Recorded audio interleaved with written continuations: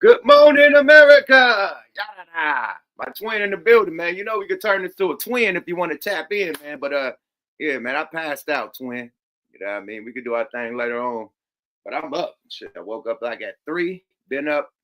Fuck it. Let's go. Period. Yiddy. Hey, we in this thing, mate. You know what I mean? Early morning hype. You know what I mean?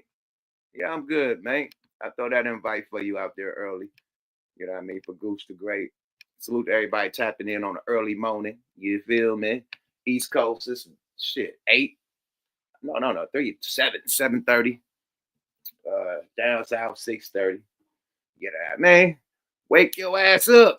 We in this thing, man. You know how we do this thing, man. Yuck Mouth TV, subscribe to you guys. Salute to all the new subscribers. You know what I mean? Thanks for all y'all support. Salute to everybody that hit them cash apps, man. Salute to Brock. I see that nice cash app, you know what I mean? Salute to everybody, man. You feel me? Salute to Gooch the Great, man. You feel me? James Cass is first on the tap in, man. Salute to Cash in the building. Gooch the Great is all in this thing, man. Salute my brethren. You feel me? The other night, we wasn't able to really get into the content because it became a debate. I got too many people on stage and threw the content off, so I wasn't even able to present, you know what I mean, the real content I wanted to present the other night. So it's a continuation of part 2, actually. You know what I mean? Big Meech, 50 Cent versus Big Meech and Irv Gotti part 2, you know, because we weren't really able to get deep into the spill. And also, man, which I always known that LeBron has a hate for Kobe Bryant, which somebody's gonna admit. And yeah, man. And we're gonna talk about a few other things too, man. God damn, man. Abe up. This is the shit. This is the time, huh? This when motherfuckers be up, twirling their toes and shit. Everybody up, man. Fuck it, we up, man. Early bird get the worm. You hear me? Abe in this thing, man. Gooch in this thing, man. Gooch, hit that link if you want to tap in and say something right quick before I get into this content. But let's talk about this 50 Cent versus Big Meech situation, man. Like I said, you know, 50 Cent, you know, I don't think that shit cool. Damn, Ebony up, man. Salute to Ebony and this motherfucker. She up on the early bird, man. Hey, salute to the Bob, man. Hey, Shaniqua in this motherfucker, man. I went to bed early too. Everybody up. Yada. All right, man. So let's get into this Big Meech situation, right? The thing about the Tammy or whoever, Tony, whatever her name is, the lady, the informant, you know, the undercover, you know, that information came out like 2 seasons ago. Niggas been knew about that in the streets. If it's true or false, that whole shit has been in the streets. Blue Da Vinci, as of last year, did a new interview with Cuff, and they put that shit out there. So that shit has been known. And you still continue to do business with this man. You still continue to put out the series. You still continue to support him and his brother and his son. Now he does a photo or a party, you know, coming up with Rick Ross. Now it's all bad. Throw everybody in the trash. All the actors, all the actresses, you know what I mean? The whole team. Like a lot of people get paid more than, you know what I mean, just the Flannery family, you know, the whole set, all the actors, actresses, the people, the cameramen, the camera crew, the light people, the fucking makeup people, the wardrobe people. Like it's so many people that's involved with this shit, man. Security, fucking catering.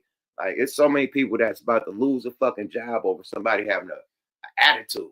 Good morning, Shaniqua. Hey, over somebody having a motherfucking attitude, man. I don't think that's good business, man. You know what I mean? Business is never personal.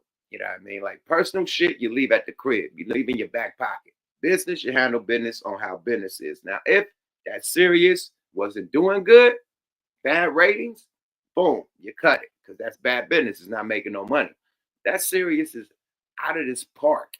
And one of the best series that you got on your Power universe, besides Kanan and, you know, the Power situation, is good money. So that's no reason why to cut the water if it's good money. You dig?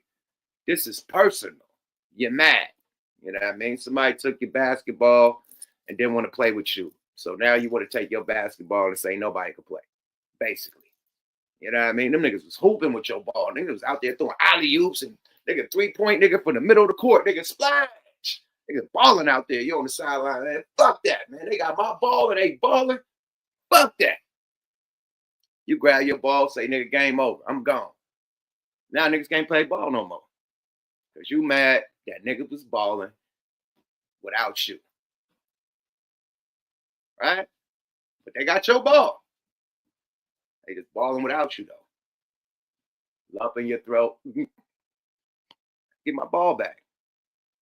Bitch ass nigga will take the ball, kick it on the roof, nigga. Fuck everybody.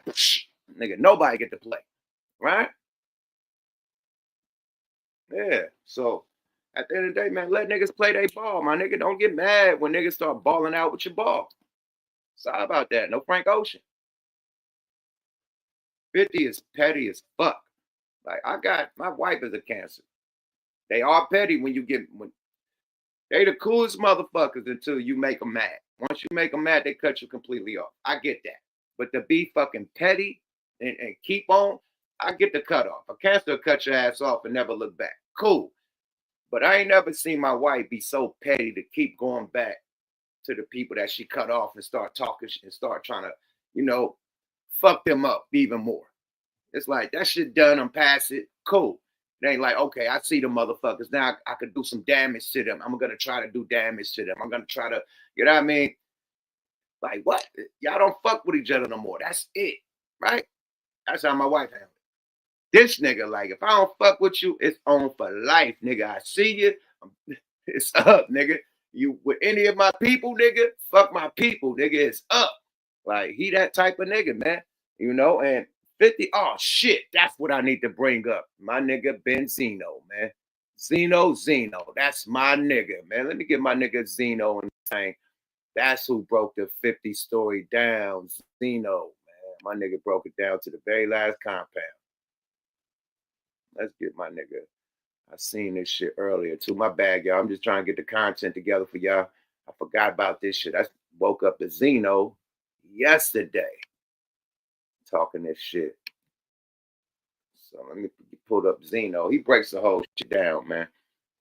Of what, how Curtis been back in the day, What 50 Cent do back in the day, man. My nigga Benzino at, man. Shout out to P-Lo E40, man. And Too Short got a new video out, man. Had to. Beating their ass. Salute to the Bay. Where my nigga Zeno, though? Y'all, I'm supposed to have all this shit ready for y'all. My bad, y'all. Damn, I just seen a Benzino interview yesterday when I woke up. My bad, y'all. Let me get this together. I fucking totally forgot about that. Totally fucking forgot, man. But Benzino breaks down, for those who don't know, because he didn't have beef with 50 and G-Unit, everybody, real cool with Irv, Ja Rule, you know what I mean? So I'm gonna let my nigga Benzino tell the story, I'll kick it off with Z. It's my nigga, man. I gotta stop disrespecting our legends too, man. Benzino a legend, man. Owner of the Source, the most legendary, iconic rap magazine ever in hip hop history. Source Awards, the best hip hop award show, the first award show. Then, all the other shows came afterwards. Legendary rapper, Almighty RSO, you know what I mean? Hangman, you know what I mean? Yeah, nigga with all the big boy jury too. Benzino had some of the biggest, sickest pieces of ice ever. Like big Wonder Woman bracelets, big ass chains. Like his ice shit was crazy. Benzino owned a club, nigga, Club Zeno's in Miami. That was big as fuck. I'm talking about video games and shit, pool tables, bar, rooftop, the whole shit. So Zeno had a lot of motherfucking money, bro. So I'm not gonna let niggas disrespect Zeno like he's some loving hip hop old nigga that just made money off loving hip hop. Or nah, Zeno was a fixture, my nigga. So that's my guy. We're gonna tap in, man. Period. I don't like niggas disrespecting the legends that had way more money than you niggas ever made in life, let alone in hip hop. So Let's go, y'all. Fair use. Shout out to my nigga Benzino, man. Legendary shit, man. This is on uh real life TV, man. So they probably Irv, and I've got a chance to be in the studio and watch him work. He's relentless when it comes to that. Like shout out to real life, man. Real life, they do some of the dopest interviews, man. Subscribe to them. You see I'm subscribed. I ain't gonna tell y'all to do something I ain't did, but shout out to real life, man. They shit is dope. Zeno, talk your shit, man. Let's go. Fair use. He knows exactly what he wants, and he's able to dictate. He might not be a player or a programmer, but he's able to dictate exactly what he wants to the musicians and to the producers. Yeah, like it's not necessarily what they want. Real life. Shout out to real life, man. They don't do that intro and all that, though. We got you. Me, that's just as much of a producer. That's a composer, There you go. And for our fans' sake, can you, before we get deep into it, let us know as far as what was your relationship with Irv throughout the years, whether in person or far away? Well, it first started with the 50 Cent. I mean, our first encounter, which we didn't encounter, but it all started with the 50 Cent situation that happened at the Hit Factory. And when 50 ran down to my station, to my studio, Sony, I was with the Made Men. I ended up sending them off. I didn't know Murder Inc. and them personally, then I had never met him, but it was kind of a connection that we had that night. As weeks was going on, Ja was beefing with 50. They had beef from Queens. I didn't know Ja, I didn't know 50, but they had beef from Queens. Their own block beef that had to do, what I'm saying, with the Supreme Team and 50 and Ja. That was their thing. That was a Queens thing. That was my thing. I mind my business when it comes to stuff like that. I'm a Boston nigga. So if it's a Boston situation, then yeah. But when it comes to that, I didn't have it. It was. Now, peep what he said. Fair use. He said 50 and Ja had beef from Queens, neighborhood beef, Supreme Team, Ja Rule, 50 Cent, the G Unit, beef, Queens beef. You know what I mean? So notice that. Anybody that hung around Ja, 50 was on their head, right? Anybody that hang around Rick Ross, that 50 know, he on their head, period. Same shit. It's the same shit. I'm glad he said this. Just setting it up to let y'all know where all this hatred comes from. It starts from the Ja Rule beef and the Supreme beef. Let's go, y'all. Fair use. It was a coincidence that me and Eminem started beefing at the same time. We started our rap beef around the same time. And it also was a coincidence that Eminem had just signed 50 around the same time. What's even more of a coincidence that I had just moved to Saddle River, New Jersey. And that's, basically that's where Coy grew up. I mean, I moved right next to Ja. And Coy went to school with his kids, and they all grew up together. And we got, when I was with Coy's mother at the time, she got close with Ja's wife. And, we all got kind of close just because I kind of moved damn near next door to him, a couple of blocks, a couple of streets. And, we just had a relationship. And I went on tour with those guys. And, I had Rock the Party at the time. It was my biggest song. He was doing a world tour. And Rock the Party was known all over the world. It was too many coincidences that kind of put us together. Now, Murder Inc. is a big crew. All right. You got your artists. There's Ja. And Ja got his kind of guys that he's with. And then Irv. And Irv got his guys that he's with. The thing with Irv is he gave everybody jobs. Irv put everybody on. All his guys, they all had jobs. It was a pretty organized ship. My relationship was heavy with Ja, but every time I would see Irv, it would always be cordial. What's up, Zeno? They would call me Grigio. Irv called me Grigio, Gotti, Chris, Ja, everybody, all of them. So, I got close with all of them, including all the guys who. And that's where I get Grigio from, man. Drinking Pinot Grigio came from fuck with Ja Rule. We'd be on the motherfucking XC pills and Pinot Grigio, man. Period. That was a wave. You know what I mean? So them calling him Grigio because they were drinking a lot of Pinot Grigio, my nigga. Period. That's why I know he drink Pinot Grigio because of Ja Rule and them. Let's go, y'all. That's why they was calling him Grigio. Let's go. Fair use. Wasn't the artist, you know what I'm saying? We got kind of close in that period. And of course, I'm going back and forth with Eminem, and he's going back and forth with 50. So now I'm going at 50, and he's going at Eminem. It just was like crazy. It looked like it was like a tag team, like the Freebirds versus the, it was like a wrestling match almost. Like it was us against them, and it didn't work. It didn't start out like that. It just all these coincidences made it happen like that. The bottom line was I ended up giving Ja the cover, and I ended up giving Irv the cover. The Irv Gotti cover was the last cover that me and Dave did before we had left the source. That was Wow. that was a 192nd cover that we had did together over 18 years, and it was the last cover. We knew that you know, that there was things happening and we wasn't going to be there too long. So, you know, I decided to put Irv on the cover because I know he wanted the cover bad. He was going through all this with 50, and Irv is just that type of guy. Like Irv's, what people don't realize, I remember the first time I really seen Irv physically was in the Def Jam office when he was with X and J, and they was trying to put that whole album together with X, J, and Rule, and Irv was like really proud of that album. And I remember talking to Leo, me, Dave, and Leo talking about it. It never came to fruition, but people just don't realize. This nigga was about to have the fucking group. Y'all remember? Jay-Z, Ja Rule, DMX. Yeah, Jay-Z, Ja Rule, and DMX. There's gonna be a fucking group. And Irv was putting that group together. Nigga, that's why they was on songs together and shit. It was supposed to be DMX, Ja Rule, and fucking Jay-Z as a group. Facts. I remember that. Let's go, y'all. Let's go. Fair use. They said I remember Ja Rule Exy song with Missy used to hella slap. Salute to Shaniqua. Nah, that was the vibe, man. Like, niggas like think that niggas was popping Exy to get sexy, man. Exy was a good vibe in the studio to create.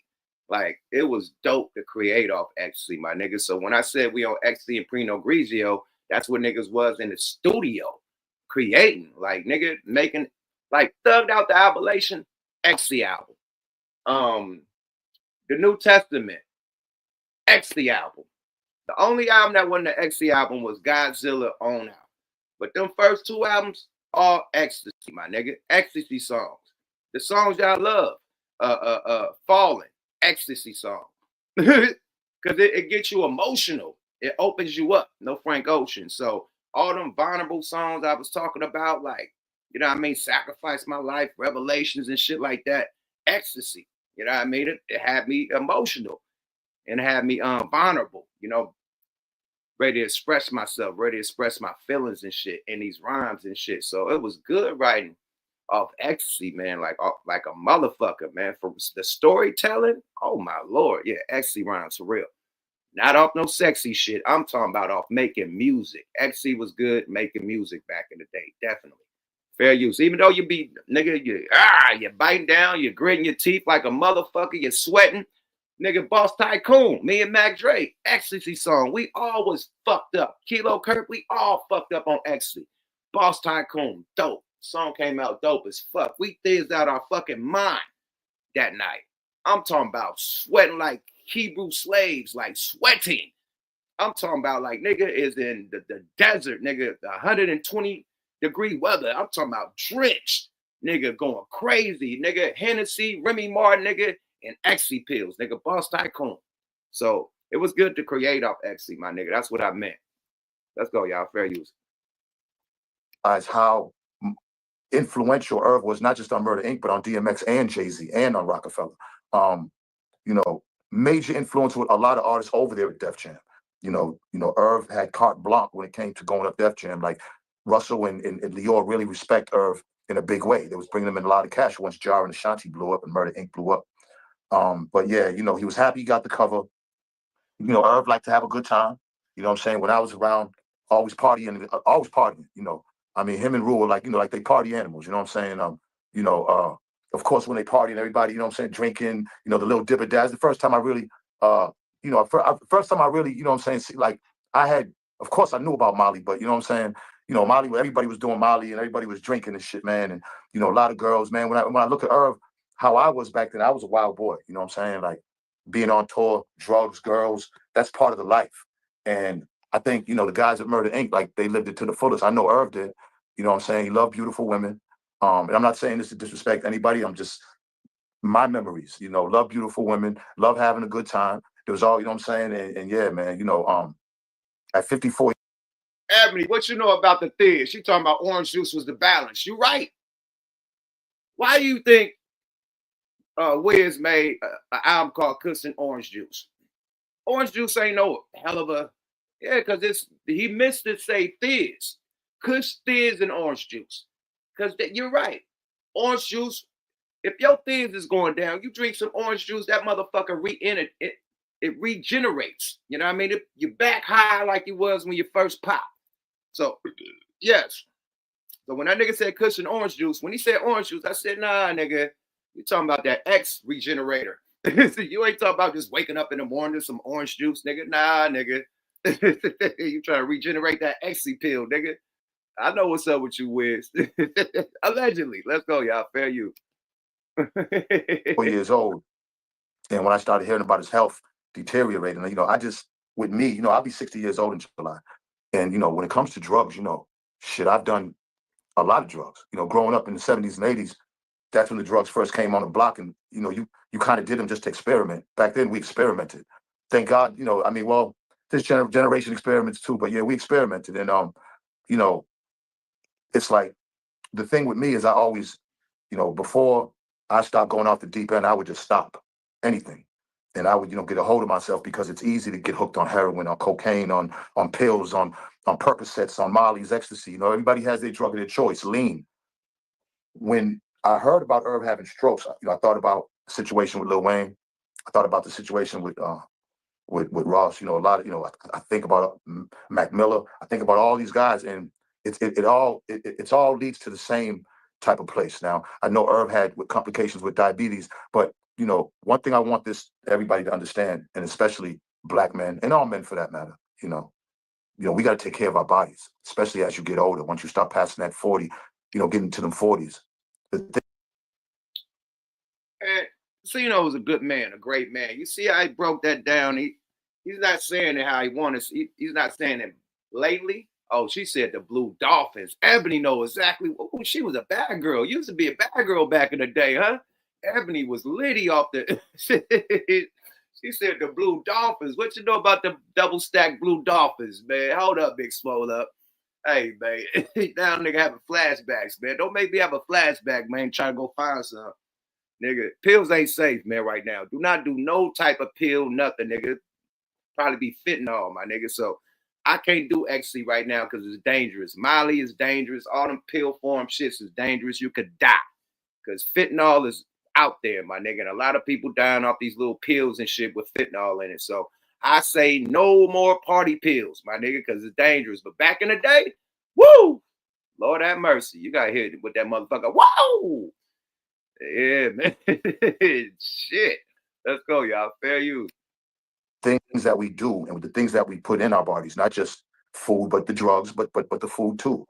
It's poison, and it rears its ugly head later on in life. If you're not in the gym, if you're not moving around, if you're not getting that blood flowing, that heart takes punishment. And you know, when it comes to drugs, it's either, you know, you're doing something to speed it up, or you're doing something to slow it down. And when the heart gets sped up and slowed down so much, here comes the strokes, here comes the blood clots. And, you know, I don't know exactly what happened to Irv. I just know that all of us, you know, when we're doing these type things, man, and you're having fun and you're using different drugs and everything, you got to make sure that you're balancing out with eating good, and you got to work out. It just can't be all about doing, you know, having a good time doing drugs and fucking, you know, women, and that, you know, that it's fun, but it takes a toll on you. And eventually, when you see guys dying in their 50s of natural causes, it's really not natural. It's just all the years of punishing your body with, you know, different substances.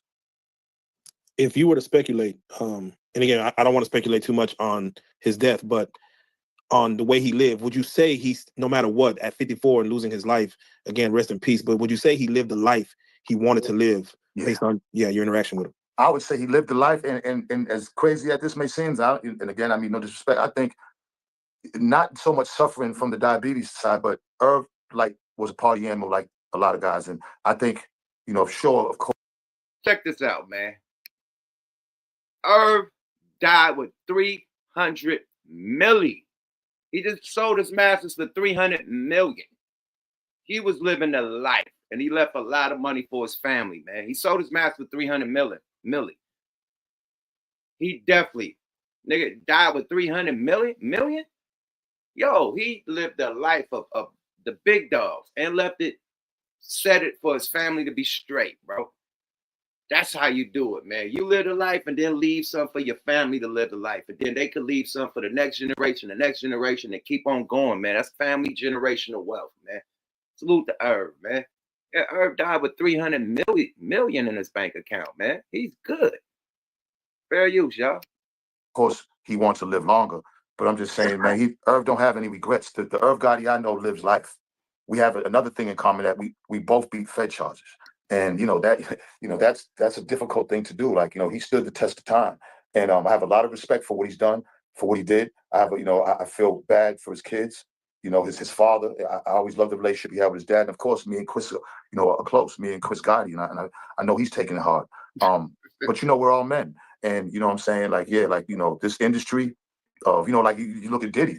I mean, in all the partying and all the drugs, Diddy's lucky. Diddy's lucky. But you would kind of see Diddy try to work out and try to move around a little bit. You know what I'm saying? I'm glad we're having this interview, because if anything that I want to come out this is, like, we have to look at this. We can't just, get on post Irv and just say, of course we're all sad he's gone. Of course it's tragic. But we have to, as a culture, because we are close, and social media makes us close, crazily. But we have to send out a message, like, to take care of ourselves. It's, believe me, I'm saying, like I said, people with money and partying and everything, not just men, women too. You know what I'm saying? I'm not saying, hey, look, don't have fun and don't, you do what you want. Everybody does what they want to do. Drinking, pills, coke, heroin, lean. You know what I'm saying? I think, when you're an adult, you have to make those decisions. Of course, all those things. Yo, I'm going to tell y'all this, man. Just being in the lifestyle, just being in the industry, it's a lot of fucking temptation. So all the drugs going to come on the platter. It got to be you to say, no, no, no. Yeah. No, no, no. Yeah. The two things I said yeah to was mushrooms and ecstasy. Other than that, weed, liquor. That's it. All that other shit on the table, you can have that. Cocaine, heroin, all the other shit y'all got, keep that. I don't rock with that. Lean, y'all keep that shit. I don't rock with that. What them shit called? Zans and perks and all the muscle relaxer shit. Keep that. I want to be up and lit. I don't want to be sleepy, nigga. I never understood niggas on lean, you sleep, whoa, I gotta be alert. I gotta be able to, yeah. Like, what you gonna do with a woman and you on lean and you sleep? You done fell asleep on the pussy. You done paid for the hotel, dinner, all the type of shit. You done leaned it out. Fucked up the whole night. Yeah, because you passed out. Nigga. Oh, you ain't never thin, Shaniqua? Woo-hoo-hoo. You missed it. You missed it. Don't try it now. But when it was lit, woo, my God. Like she said, Ric Flair energy. Lord have mercy, nigga. Why do you think Ja Rule made all them hit songs? All that shit was ecstasy, my nigga. Ja Rule was singing his ass off them ecstasy pills, my nigga. Ecstasy. Ja Rule was on that motherfucker all day and in the studio all day on X, making hits, nigga. Making hits, nigga. I'm telling you, the ecstasy was the dope shit to write music to. I'm telling you, I was in the studio thizzed out, knocking them out the park. Not no Ja Rule hits, but just my album, nigga, just, man, killing shit. Yeah, this was it. And then mushrooms sometimes was it too. You know what I mean? Mushrooms will give you a good trip to, psych out and write some dope shit. So yeah, definitely, man. Them two, definitely. I don't know sexy shit, just the vibe, music, hooks, rhymes. Nigga, it was the dopest when you was off that Thiz, my nigga, that good Pinot Grigio. Oh, my Lord. Have mercy. Let's go, y'all. Fair use. It's bad for you. All right, let's get that clear. But, I'm a realist. And if you're going to do these things, you have to balance it out with some type of workout regimen. And I believe if Irv had multiple strokes, then that's a heart issue. You know what I'm saying? And, these are things that go along with heart issues. You know what I'm saying? It's substances and partying and not getting sleep and not eating good, and substance abuse, all that shit comes into play. Right. What do you feel about all the stuff that 50 Cent has to say right now about Irv? I mean, this, I'm not surprised at the shit he does. What's disturbing to me is looking at the public and how the public. I'm like Shaniqua. I've never played with my nose. I was taught don't get high off your own supply. Yeah, I mean, so I wasn't even smoking weed when I was out there hustling, my nigga.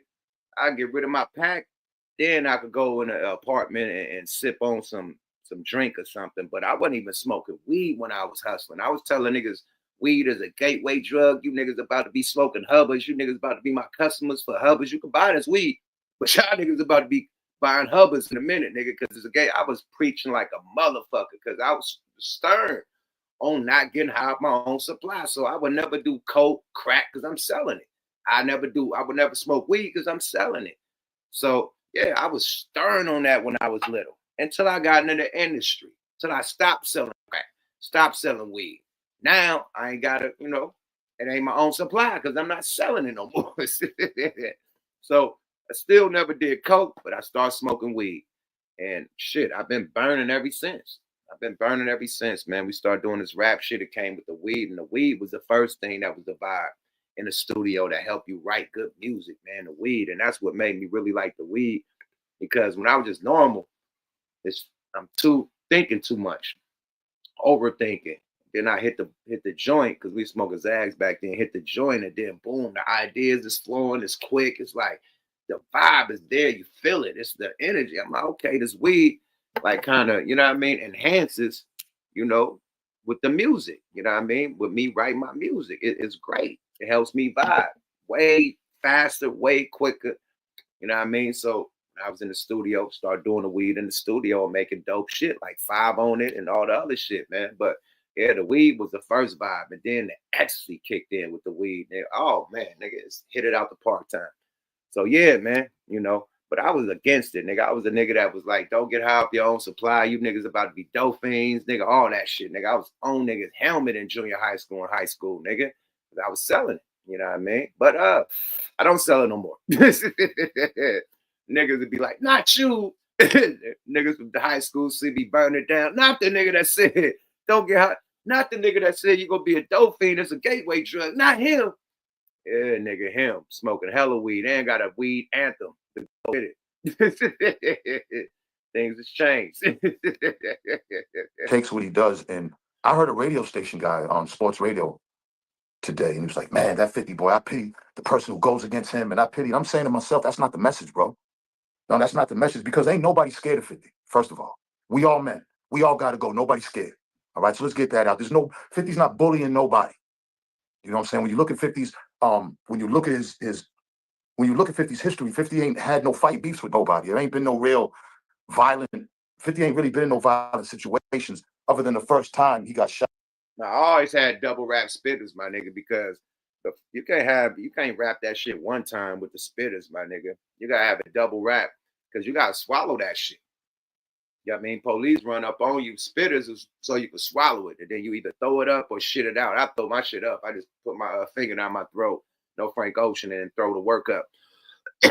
But you gotta double rap it because that one rap, nigga, that shit can explode in your body. You know what I mean? And fuck you up. So you always double wrap the spitters, my nigga, just in case you got to swallow it and you don't want that shit to come unwrapped in your stomach. You know what I mean? And fuck you all the way over. So yeah, you gotta double wrap the spitters, my nigga. Yeah. What? One plastic, nigga, that shit gonna bust open. Yeah, it's gonna be all in your body, nigga. Overdose. Nigga gonna swallow the half a zip. Ouch. Yeah, man. No, you gotta double wrap the spitters, my nigga, ASAP. And you got, as soon as that nigga, throw it up ASAP. Don't let that shit linger in your stomach, nigga. For real, nigga. Nah, I'm a real trapper, nigga. Super trapper, nigga. I was out there doing my 1-2 when I was out there. I only got arrested twice. All my niggas in my crew got arrested like 30 times. I got arrested twice, my nigga, in life when I was hustling. I show you how sharp I was. Let's go, y'all. Fair use. Shot. But throughout the industry, he's had a pretty much smooth ride. There's niggas out here that get it in, that get face to face and really get it in. 50 really doesn't do that. He does the trolling thing. And I think when people look at him, I think they get entertained by that, not knowing how would you feel if he did it to you? How would you feel if somebody in your family died and then he said the shit that he said about them, about your mother, your father, your brother? See, I don't see how we could be so desensitized and insensitive. Shanique, well, you said it exploded while he was in a police car? Yeah, it could happen. It could happen, man. So, yeah, you got to double, triple wrap them motherfuckers. And, all bullshit aside, and make the rock look fatter. You double, triple wrap that motherfucker. It's big, super big. Now it was little, but you put that double wrap on it, get bigger. You put a triple on that bitch, look like a 30 rock. You know what I mean? Look like, like they look like they getting some big shit. You feel me? But yeah, man, Hustling 101, man. Definitely had to double wrap the spitters, man. Period. And have a bottled water with you at all times, in case the police run up on you. Swallow that shit, man. As soon as they dip, you know what I mean? They done running the little, you know what I mean? What's your name? How old are you? All that shit. Pat you down, all that shit, and dip. Instant. Wah. All that shit up quick. You know what I mean? Don't wait for it to go down. You got to shit it out. That's dangerous. That's dangerous. Let's go, y'all. Fair use. Sensitive. Um, you know, when this is a man's lost and he got kids, like, how the fuck you think his kids feel? And how the fuck you think his loved ones feel when you say shit like that? Like, you don't have to say nothing like that. He's gone. Like, you don't, and I was speaking on the shit that he does. That's why I'm not surprised at him. I know there's something deep rooted with him. So I know that comes back. He went through trauma. And he went through trauma before he got shot. How he was raised, he has a lot of anger in him. A lot of anger. And he has to figure out ways to push that anger out. You would think money would help and living good would help, but for some reason, he still has no problem with tearing down black men. I've never heard this man tear a white man down the way he tears down black men. He has no problem doing it. My problem, though, with my disappointment is with the people who follow him with the laugh emojis and be like, what's his zodiac sign? Like, he's a Cancer like me, and I'm not like that. But see, I had a father and a mother that raised me, and that's important. That's important. And I'm not perfect by any means. And I don't judge. But the shit he does, I didn't hang around niggas like that. I came up with some real solid niggas in Boston, man. And we didn't do that. Even enemies. Like, I've been through a lot of shootouts. I've been through a lot of wars, and we didn't do that. And what was the rules? You've been through a lot of hip hop beefs, and Irv and Ja against 50 is, documented. They said their stuff, but is there rules? Fair use. What do y'all think is 50 fucking problem? Like, Benzino just laid it down. You got all the money in the world, all the success. What make you go down, stoop so low to disrespect, the icon that passed away? Even if y'all had beef back in the day, it should be like, okay, the beef ends with his death. Like, okay, man, salute to Irv. I know we went through our stuff, you know what I mean? But at the end of the day, you were legendary, you know what I mean? I always was thinking, you guys brought the best out of me, because I had to compete with you guys with all them hits you guys had, man. So I appreciate you. Thanks for the love. Thanks for the competition in hip hop. Thanks for sharpening me, making me a better artist, for having to compete with you guys. Thanks for representing Queens to the fullest, man. And to the next time, you know what I mean? Some shit like that. I see you in the next life or some shit. We could battle again. Some shit like that. Not no, nigga, I'm smoking on that herb pack and the rest in peace tombstone. That's bullshit, 50. You got too much money, bro. You said us cancers hold on to bears forever. Zeno said he a Cancer and he don't rock like that. My wife a Cancer, she don't rock like that. Like, I know cancers cut motherfuckers off, period.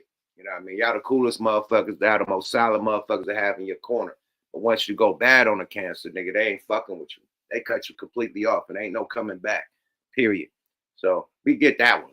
But to steadily keep dissing and shitting on a motherfucker, I ain't seen that done by a Cancer. I see a Cancer erase a motherfucker and never speak about them again.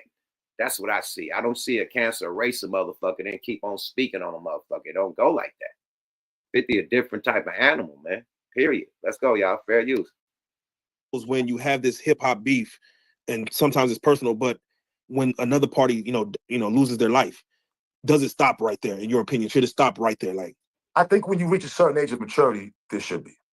Like, have you ever heard the saying that I don't wish jail or death on my enemy? Right? And that's real life. Nigga don't wish jail or death on his enemy, my nigga, because that's the worst places. Nigga, prison is like being dead because you're dead from society, right? And death is just out of here. And if a real nigga could say, I don't wish death or prison on my worst enemy, death should end the beef, period. It shouldn't be, okay, you died and I'm still pissing on your grave. Because the real one gonna say, I don't wish death or jail on my worst enemy, right? That's the saying in the hood, right? So, I don't know, man. These niggas is different. Let's go, y'all. Fair use. You can't be the same nigga you was. You know, when you see the younger niggas talking about this, that's bad enough.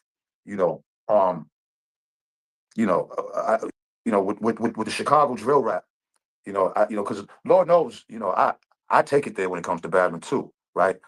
But when it comes to dead bodies and kids, mothers, shit like that, you know what I'm saying? Especially dead bodies, like it has to be. When somebody's dead, I don't necessarily, but I know the type of temper I may have or the moment I may have, so that's what I'm saying. Like I give people their emotional time, but he keeps doing it.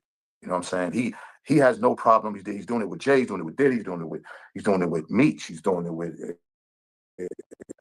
Irv. He's doing it with Meech's son. It don't stop. It don't stop. And I'm just saying, and I'm saying to myself, like, back in the day, we beefed over money. You know what I'm saying? And we both over, but not. What is the beef? What is the issue? My thing is, if you get millions and millions of dollars and you making he's done amazing things, man. Look at 50's fucking career. I mean, he's done amazing things. And what is it about him that still feels like he has to disrespect? Because it's not rap battling. He's not in the booth rapping no more. He's just doing shit. He's, and to me, he's inside so much to where he's on the internet so much to where he's looking at the comments, and that's what's validated. But look, I'm glad Benzino said that. He's not rapping no more. He's not rap battling. What's the beef? If you're not rap battling, Ja Rule and him ain't rapping no more. Irv is doing movies and shit. Passing. He doing movies and seriouses and shit and deals and shit or whatnot. He's not rapping no more. He's not trying to put out the next artist, the next Murder Inc. artist. That's out of here. They thinking it's Murder Inc. films, and he done leveled up, and Ja's doing film, and he's acting and doing all types of other things. So it's not like niggas is putting albums out going at each other. That shit is done. That shit was done in 2005, bro. That's 20 years ago. And this nigga still heated. You destroyed their whole record label, my nigga. Them niggas got hit by the feds, bro. And beat the shit. But lost their record label, lost their deals, lost their careers. It was over. That should be the ultimate victory lap. Like, ha, ha, ha, ha, ha. And you still on a nigga helmet, even after he died. 50 a cold piece of baloney, my nigga. That ain't it, bro. I'm sorry. That ain't the play. Let's go, y'all. 50 already destroyed they fucking record label. Now, nigga die, you still mad? This nigga crazy, man. Let's go, y'all. Fair use. See, that's why I made the song Sad Millionaire. Because you can have all the money in the world and still be sad. You know what I mean? Still not fulfilled. Because if look at Pharrell. Look how successful, how much money Pharrell got. Look how he damn near like Russell Simmons. This nigga damn near wanted to just go to India and sit in motherfucking Indian stances and shit, fold his legs up and meditate and grab on beads and shit. That's what it looked like Pharrell is. He's in a peaceful Zen state. You don't never hear him shitting on niggas, always positive, like when he speaks on people, and you get the other opposite dude, that got big money, you know what I mean? And he just shitting on people like he's on a lower level. Like, I used to think he was trolling, when he did the How to Rob a Rapper, and he was, dissing certain people like Jay and Diddy and shit, you know what I mean? I'm thinking trolling or competitive. Like, okay, y'all the top niggas, Nas, you the top niggas. Okay, boom, I'm coming for y'all on some competitive shit. But now you see that it's not. It's real hate. Nigga, Diddy go down, he hate. Oh, you on the Diddy juice. Like, yo, he hates these niggas. It ain't competition. He hates these niggas. That's what I realized with this whole Irv Gotti situation. He hate these niggas. It ain't competition. He hate these niggas with a passion. Let's go, y'all. Fair use. I mean, that's what's keeping him going, is these silly ass commenters. And he has to know that shit ain't real, that shit is it's smoke and mirrors. He got to know that like everybody else. Like, don't get too caught up into what you think people are supporting you, because that's the internet. On the outside, it's different, bro. It's different. These people who you are fucking over, they're loved out here. They're loved. Irv was loved. Meech is loved. Lil Meech is loved. Niggas are loved. So, you make it a bigger problem. You spread it out to other people where it shouldn't even be gone that far, because you're fucking with somebody that people love on a major level. And I just don't understand it. You know, it's the same thing I mentioned with Charleston. They're not the only ones. It's just that 50 does it such on a higher level, and he's so rich and his platform is so big, it's just bigger. And I just don't understand why are we knocking each other down so much on the internet and steady trying to fuck over each other when we know who the enemy is and what's going on right now in 2025. It's just like, to me, niggas are fucking scared. They're cowards to go after the real enemies. They'd rather do this bullshit internet beef shit. That's not, nigga, if you really want to beef, get down, nigga. Grab your thing and get down. We all got to go. We all got to die. So there's no fear in dying. There's no fear in dying. So if it's that serious, get down. Because things, I'm mature. I don't give emotional shit to things that ain't that serious anymore. I'm not doing it, especially on the internet. But if somebody puts their motherfucking hands on me, I'm getting down until it's over. So yeah, because that's the hood I came. That's how I was raised. I don't bother nobody. It's love with Zeno, especially now at 59, my big ass age. I love everybody, and I want to love everybody. Any past beefs I got, I'll squash them. I got kids out here. I don't want them inheriting no beef. I don't want motherfuckers running up on them, because Lord knows the heavens will fall. Like, I'm not, you know, we need more unity and more love and peace in what he's doing. See, to me, New York fell off when 50 came with that beef and shit. That's when New York fell. That's when everything got divided, and Atlanta took over. Atlanta was together, New York was beefing, and he brought that beef shit. And the DJs up there. You right. 50 killed off New York. Oh mamas with that beef and shit. I'm glad Benzino said it. A nigga from up there. He killed off New York with that beef and shit. And down south, and Kanye took over after that. He ain't lying. New York fell the fuck off after 50 Cent got on. Absolutely right. And 50 and G Unit was the only niggas popping out there. Jay took a break. Jay-Z took a break and let Kanye, you know, fight his beef. You know what I mean? Kanye had to take 50 out. It took Kanye to take 50 out. Other than that, New York niggas was scared. Nas didn't step up. Jay didn't step up. Only the Locks and fucking Dipset, but that wasn't big enough. You know what I mean? When the Locks, Dipset, and State Property was going at each other.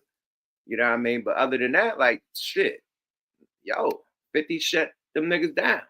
Period.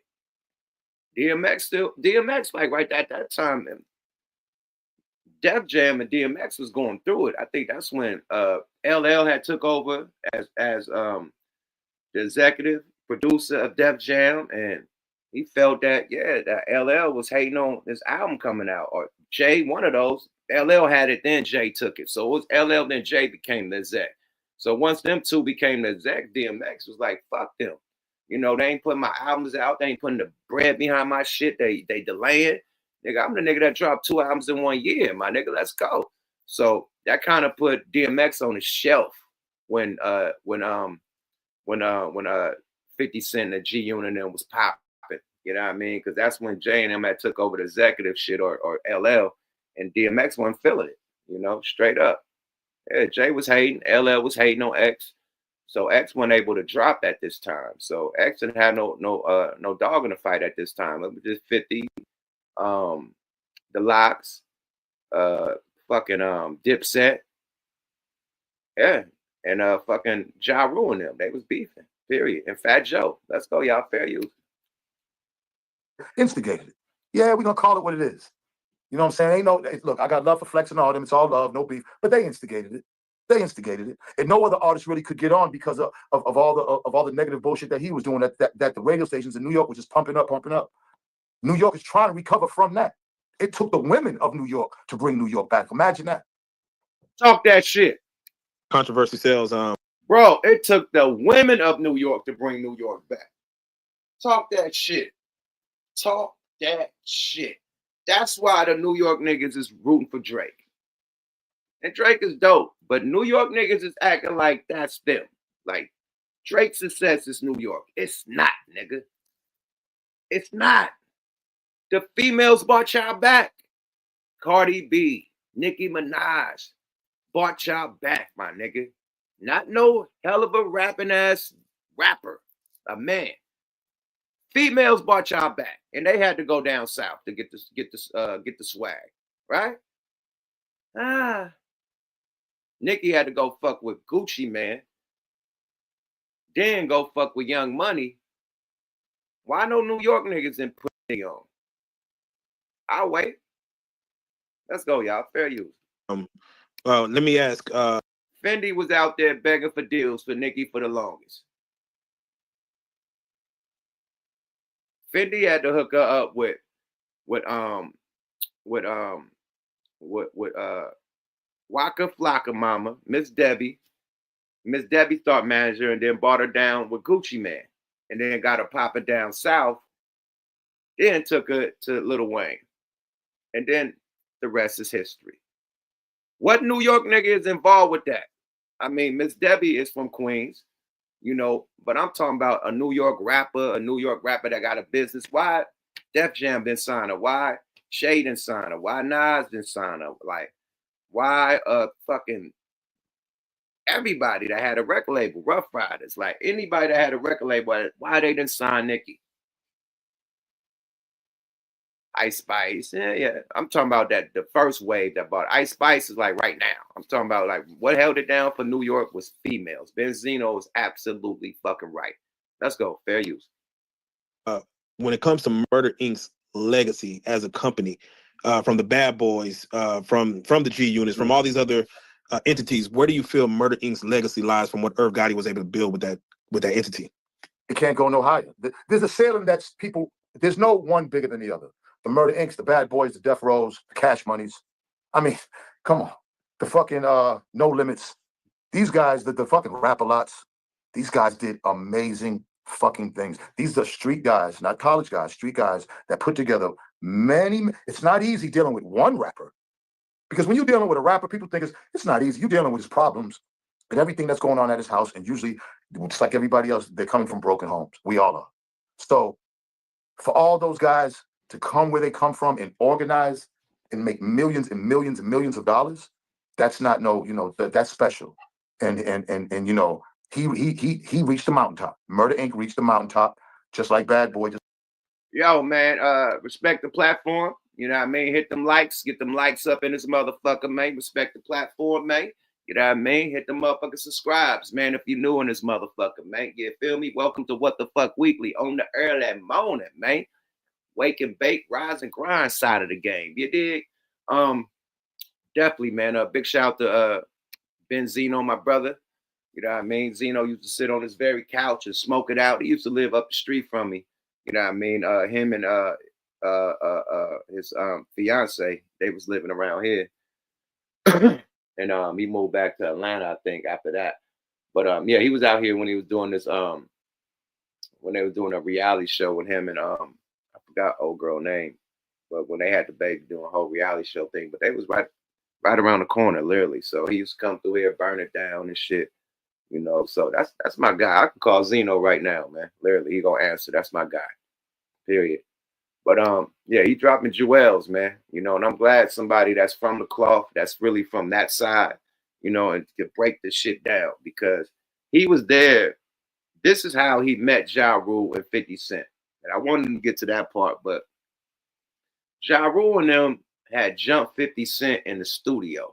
And they poked the nigga up, like, allegedly. This is the story around there. They saying that Ja Rule and them jumped 50 Cent in the studio and somebody stabbed 50 Cent. Like, I guess 50 Cent had a studio session and they walked in, cut the lights off, and got the poking and beat niggas up.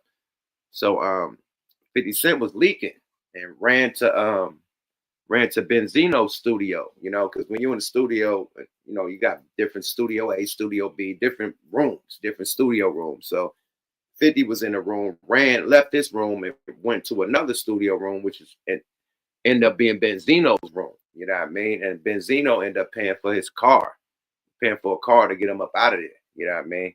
So that's how Benzino meets 50. You know what I mean? Him bleeding and him getting him a car to get him up out of there, out the studio after he got jumped and stabbed.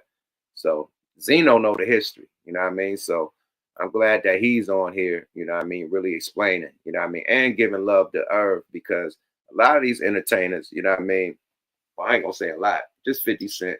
50 Cent is disrespectful, you know what I mean, and not really, you know, giving love and the props to Irv and, you know, like really showing what type of man he was because besides the interviews, you know, interviews is dope as fuck. He's hilarious. He's fucking crazy. But his success, you know what I mean? The accomplishments. You can't erase that. You can't, man. They had the shit locked down. Murder Inc. had the shit locked down for about 5 summers, about 5 or 6 summers. They had this shit locked down, period. Like they gave Jay-Z a headache. You know what I mean? DMX was mad at Ja Rule because of this shit. They had this shit locked down, my nigga. They was like Death Row when fucking Dre came with Snoop. That's like when fucking Irv came with Ja. It was like Dre and Snoop. They had the shit locked down for about 5 summers, easily. You know, so yeah, you can't erase history, and you can't. Not only that, he put fucking Jay-Z on. He got Jay's deal, man. He got X's deal. He got Ja's deal. Like the list goes on and on, man. Let's stop playing, man. Took Rough Riders, got Rough Rider they deal, man. The list goes on and on, man. Stop playing with Irv, my nigga. You want to have Jay-Z at Def Jam. You want to have Rough Riders at Def Jam. None of that shit if it weren't for Irv, nigga. Let's go. Rest in peace to Irv Gotti, man. Let's go. It's murder. Death Row and the rest of the ones I just mentioned. None of them's bigger than the other. I don't deal with that. They all black men that came from nothing, fed their family, fed a lot of people, and they made it up. They made it there. And God bless all of them. It's rough out here, bro. And that's real. And you mentioned that both you and him are noted for beating Fed cases. Yeah. For the people that don't know, do you know what Irv's Fed case was about? Can you reiterate for the people? Well, I know it had to do, of course, with taxes, but it had to do with a whole bunch of other stuff. See, the Feds, the same thing with me with the source.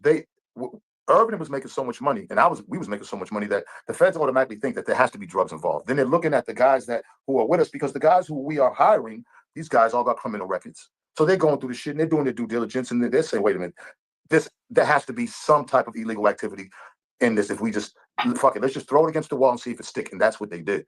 And you know, it didn't work on both of them. They didn't do their homework, because both.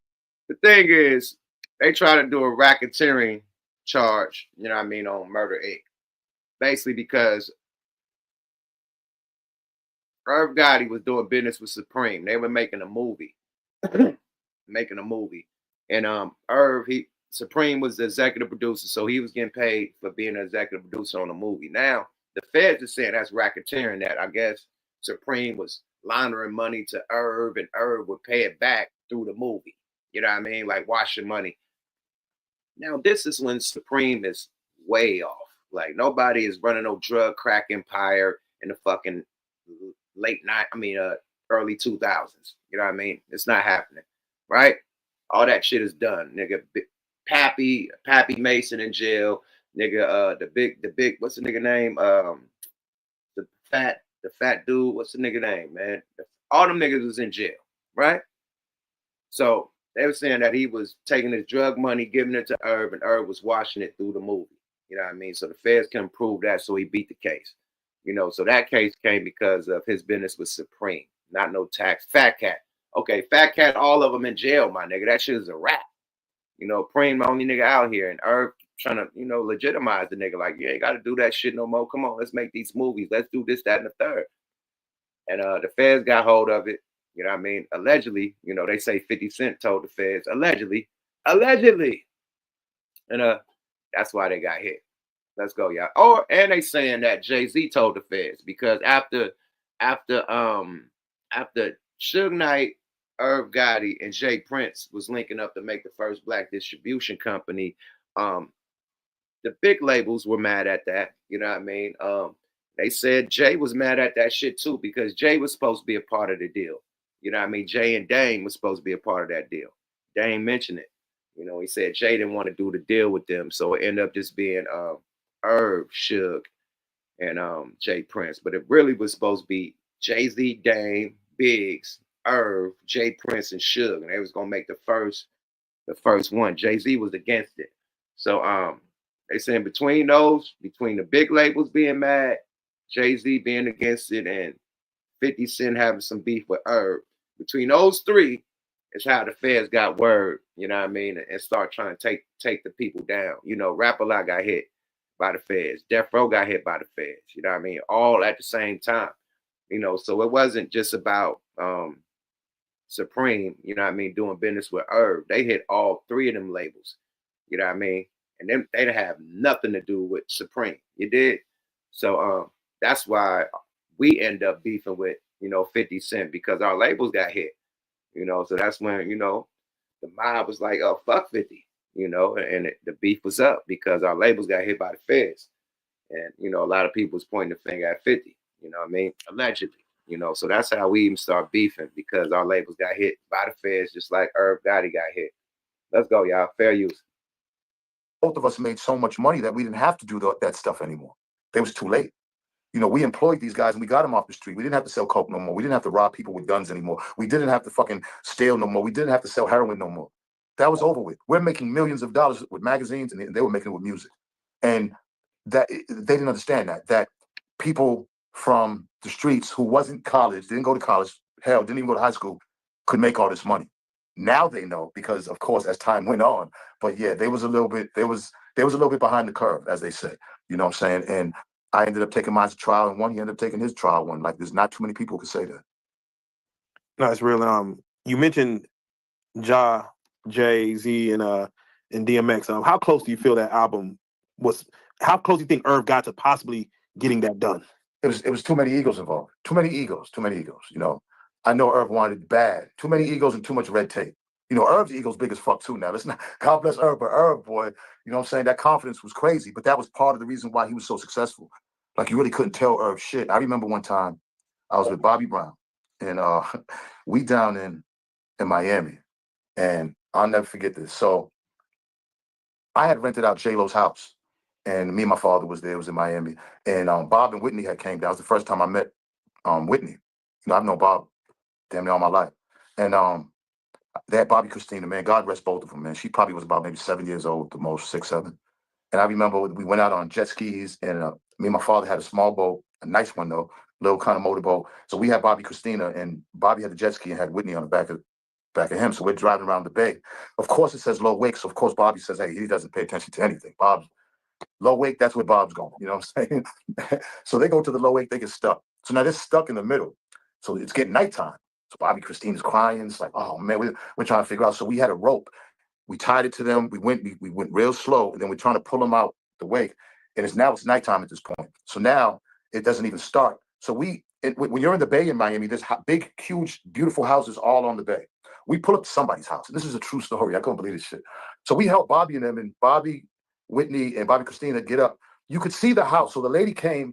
Me and my father still trying to tie up because we'd have to come back and get them in the morning. So we're trying to get all that situation. We're watching them go to the house. It's like they're walking through the yard from the water. They get them up, go to the yard from the dock. They go into the yard. Big house, big glass. So a lady comes down, a white bathrobe. It's a white lady, and she's looking through, and then Whitney's like, it's Whitney Houston, and we need your help, and blah, blah, blah. She let him right in. You can see the husband coming down the stairs, big white guy, bald head, older. These are older people. They must have fucking freaked out. They let them all in. Me and my father still getting bit up by mosquitoes and shit. So they called a cab and ended up going to the, I think they went, Yo, this how legendary Benzino is. He telling you a story about Whitney Houston, Bobby, and Bobby Christina. Rest in peace to Whitney Houston. Rest in peace to Bobby Christina and Bobby, man. And he talking about Bobby Brown. Legendary shit, man.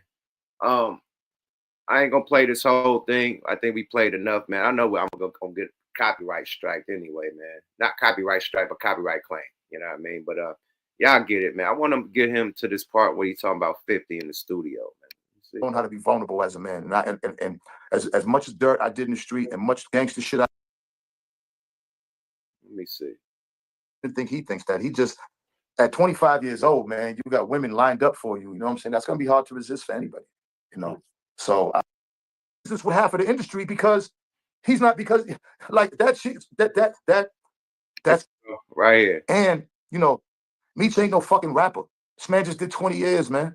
If Ross had like, this is going to be checkmate. He had 50 in mind. There's no question, man. Here we go. When you see, the Rick Ross big.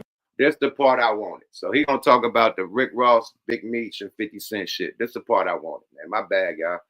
I ain't have this shit time stamped or nothing. I just pulled it up right in front of y'all face, my nigga. No Frank Ocean. My bad, y'all. But I remember watching this yesterday morning, and I forgot about it. So I just grabbed it. I ain't even have it time stamped. So here we go, y'all. This is the part I really wanted. Let's go, y'all. Fair use. Meech picture. 50 Cent waiting a couple of days, a couple of weeks to kind of do his, closing out BMF.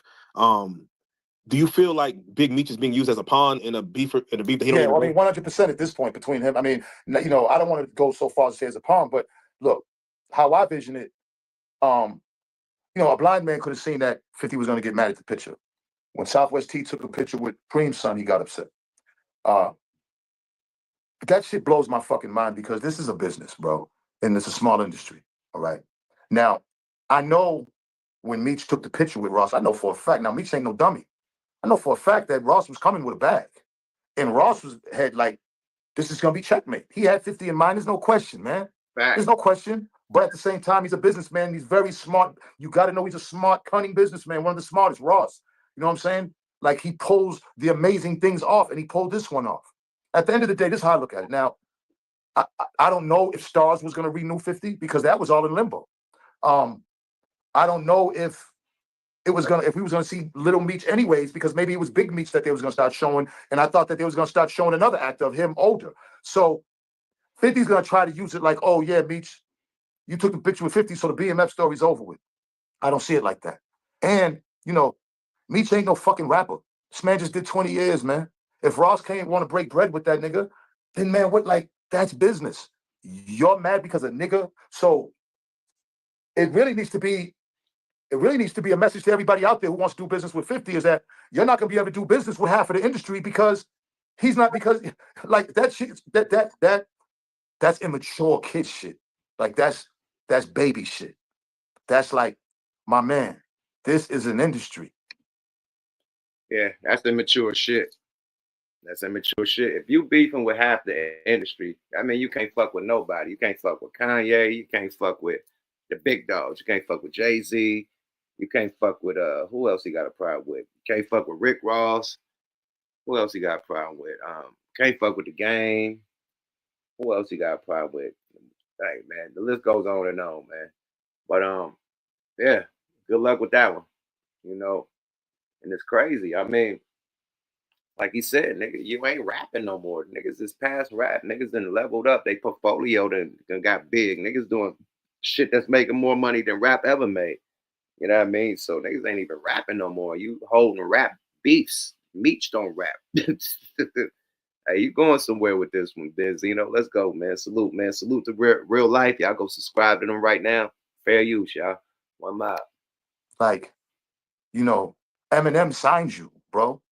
You got the luxury of all of his millions fans. Because if Eminem didn't sign 50, it'd be a whole different story. Not saying he wouldn't be successful because his music was amazing, but it'd be a whole different story. Yeah, Eminem's fan base, different story. So this is a business where everybody has to deal with everybody in order to make it work. That's what you want. You collaborations, networking. That's what you got to do. Now, yeah, you and Ross don't fuck with each other, but what does that got to do with Meech? My nigga. Like, no, that's whole shit. I don't give a fuck. That's whole shit. That's whole cake shit. He got real upset because, like, bro, like 50 didn't even know Meech. But my nigga, you put him on, you put a story on. Whatever you thought Meech did still went on when you met him. You should have did your due diligence and made the fucking decision then. But you were so fucking fanned out of Meech, you wanted to bring the story and everybody, you thought you was doing something good and you did. And everybody loved the story. But Meech don't owe you shit after that. That man's allowed to do business with anybody. White people don't do business like that. Like, that shit is crazy to me, man. And now what he did to Little Meech. And my thing is this. If Meech and Ross have a relationship, Meech's supposed to cut his relationship with Ross because you had a problem with Ross? This nigga done made the Big Meech anthem. You don't think they cool? You don't think Ross and shot this nigga something off that anthem or something? You don't think nigga made that anthem? He made the anthem while this nigga was locked up. He wasn't even alive when this anthem came out. I mean, not alive, but it wasn't outside when this shit came out. Excuse me, y'all. Early morning, high moment. He wasn't outside when this shit came out. So you don't think that they gonna link up when the nigga get out? You don't think he gonna come perform that motherfucker at his party when he do the party? Of course. The fuck? This nigga crazy, man. 50. If a nigga really need to smoke some weed, it's 50, man. That nigga bipolar, man. He need to slow the fuck down, Turbo. Let's go, y'all. Fair use. is even crazier. It's too much. It's too much. It's too much, bro. Like niggas is playing with fathers and sons. Like we're like I swear our coach is fucked up because the people cheer for this shit and they steady be cheering on this shit. And the shit really is embarrassing and it really is unfortunate. The shit really is some real, it makes us look like suckers. Don't even make us look right. White people don't do this, bro. Yeah, it seems like 50 trying to put a jacket of, or trying to plant a. You peep that? He said white people don't do this. And I'm going to prove why. You had the biggest motherfucking computer techs in the game all sitting next to each other when Trump did his inauguration. All the motherfucker. Elon Musk, the nigga from Facebook, the nigga from Google, all the motherfuckers right next to each other, laughing, giggling in the pool, nigga. They ain't tripping. You got more money, I ain't got more money. They ain't tripping. They all got money, nigga. And they right here with this motherfucking president who probably, you know what I mean? Elon with this nigga. This nigga talking about fuck electric cars. Elon still right there with him. Trump said, fuck electric car, fuck the pump, fuck all that. Nigga, we don't need that, man. Drive regular cars. Nigga, there ain't no mandate for that electric shit. This is this nigga company. It's all electric. He right there with him. If anybody should have beef with Trump, it's Elon. Because the nigga Trump going against electric vehicles, right? And Elon said, hey, no. Elon right there like, hey, I'm still going to get my money, right? White people don't beef over bullshit. All them tech giants and gurus, you'll think they be competing with each other, hating it, cock blocking, and fuck this motherfucker. Nah, they right there sitting hand in hand in unison, ready to make some more money, nigga, while we over here arguing over bullshit ass crumbs. Let's go, y'all. Fair use. The seed of snitching. He's talking about some documentary with this Miss Corn lady. Just putting the seed out there, trying to plant that. Look, I don't know nothing about that. This is what I do know. Meech got 30 years. He did 20. All right. Tammy Collins didn't do a day. All right. So, you know, I don't talk about things I don't know, so I'm gonna leave that alone and let the parties that deal with that. But this wasn't new news if 50 got it. That happened when you put Meech on with the show. So, you know what I mean? You're just doing it now to try to make Meech look bad, and it's not working. Meech is loved out here. He's making him look worse. And then he's doing it. He did that one day. Then the next day, you disinherit the dead. It's like, man, people are starting to wake up to this nigga. He's going to be his own worst enemy. And what he's going to do, he's going to get somebody else hurt. You know what I'm saying? Because it's not like he's going to be out here, pop, pop, pop, pop, pop. He's not. It's going to be somebody else. Like, you causing too much confusion and you got millions and millions of dollars. Like, yo, they said he lost 300,000 subscribers, 50 Cent, or followers when he did that shit. 300,000 followers. Like, you gotta chill out, my nigga. Like, niggas ain't feeling that shit, my nigga, period. And Benzino said niggas waking up to his bullshit. You know, that ain't cool, 50. A lot of shit he do ain't cool, you know. The Big Meech shit ain't cool and the Herb Gotti shit ain't cool. And people, like, you think niggas is like, I don't know. He's shooting himself in the foot, man, on some whatever that nigga was on fucking 8 Mile. I know the nigga B Rabbit was the rapper, but whatever that other nigga name was, he's shooting himself in the foot, my nigga. You got too much money to. This is the perfect definition of a nigga cutting his nose off to spite his face, my nigga. You don't have to do that, my nigga. Let's go, y'all. Fair use. for what, bro? You talented as hell. Who would have fucking known that I would have saved you from the niggas who I ended up getting cool with? That is facts. Make no mistake, the nigga was bleeding and I got the nigga car service and I did it willingly. And the nigga was showing love. So, come on, man. Don't that show you something? Come on. Now, we have to talk about, the Grammys real quick. And again, we missed the Source Award. The Slammies. Yeah. All right, we got that. Boom. Bingo Flamingo, man. Shout out to Real Life. Shout out to Benzino, man. Great interview. Benzino's close to everything, man. So I'm glad we hear from somebody that's real close to Herb, real, around when they was beefing, from the East Coast side of the game. It's only so much we could say, but you got to get from people that was actually there. You know what I mean? Benzino was there when 50 got poked up in the studio. He was there. Ja Rule and him was neighbors. The kids went to school together. You know what I mean? So Herb was his homie. So at least you get somebody that's bigging up Herb. You know what I mean? He said, bye-bye 1% of my followers. This nigga stupid. Hey, man, you gotta have some principles in this shit, though, man. Like, everybody can see that. That's some bullshit. Total bullshit, you know? Get back to the content with no more nonsense, man. What else I'm gonna bring up, man? Thank you for the intro, Benzino. You can't wear too super. Oh, man. Yeah, let's see what Bubba got to say. We didn't even put this on the other day, man. Let's see what Bubba got to say about this shit, man. He don't like this shit. See what Bubba got to say. Fair use, babe.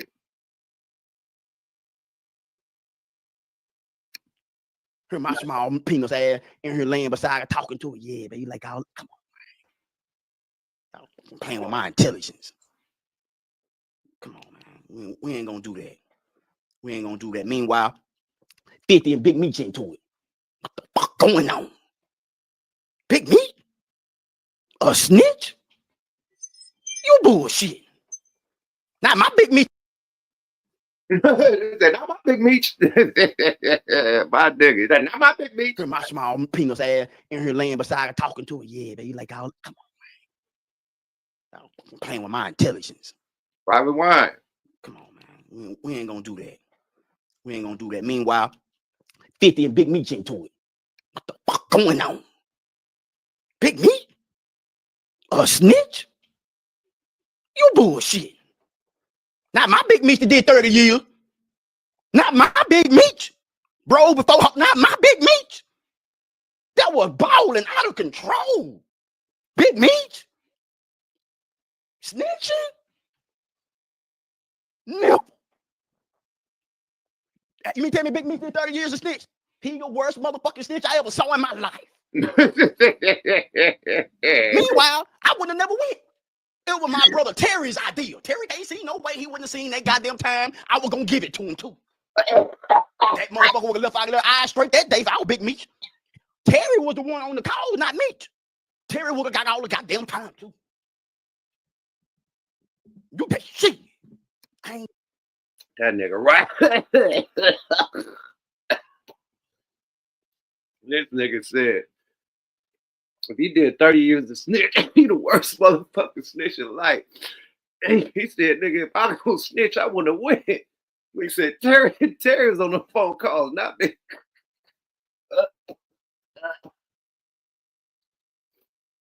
Oh my God. Oh, fair use. Y'all ain't got nothing on me. Y'all got my brother? Shit. It was his motherfucking idea anyway. We would have been fighting in that courtroom. I had the whole family split up. Mama, come here. I'm buying all them goddamn housing cars. And for shit, come here. You was in on it too. Pops, come here. Ain't your ass Charles? Shit. Man, I better make this shit make sense. I ain't done nothing wrong. You ain't got me. You got my homeboy. Shit. Which one you want? Because I'm not finna do 30. Oh, no. I'm not finna do 30 at all. Shit. I'll rise after I would have testified on my own brother. Stand up, Mr. Flannery. Yes, sir. How y'all find him? Guilty. 40 years. I gave Terry 40 motherfucking years. And told him, you bag I have it, motherfucker. It was your idea. Oh my God, this nigga got me dying. Woo. I would have gave this nigga Terry 40 years. Let's go, y'all. Fair use. To put dope in the limousines. It wasn't mine. Shit. Y'all better wake up. Y'all better wake up, for it's too motherfucking late. RIP to Herb Gotti. Y'all better wake up. I'm telling you, 54 years old, had a stroke. Out of him. Man just got $100 million last year. Listen to this. Just got $100 million last year. Now he's gone. Y'all better enjoy life. You don't never know when that man up above gonna call you. You don't know. That's why I just told you earlier. If you watching from the very beginning, don't make no motherfucking plans. We ain't. Woo. Yeah, 300 milli, baby. Oh my God. That Big Meech shit was hella funny. Let's see if we got some more, man. Fair use. I promise you, we ain't going shopping. We ain't buying cars. You could be next. 54. And I know why he left. And I know the good Lord, the reason why he left. But I blame Nelly and Ashanti. Nelly and Shanti got married, had that baby. That man health been declining like a motherfucker. Wow, come on, baby. Couldn't take You can't blame it. You can't do that, man. You can't do that, man. Come on, man. That ain't cool, man. This nigga said Nelly and Ashanti and that baby. And it's, come on, man. That ain't cool, bro. shit. Earl was in love with Shanti. You helping her write them motherfucking hit shit. Goddamn, Earl got it. We're getting him some of that motherfucker too. Had Ja Rule singing it. I wanna be your chick. I wanna be down for you. Do you trust me? Do you love me? You're putting it on, man. You trust me? You dying, chick.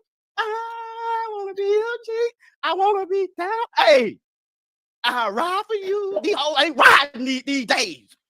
They ain't riding till the wheel fall off. But you're falling in love with them for what? Let them go.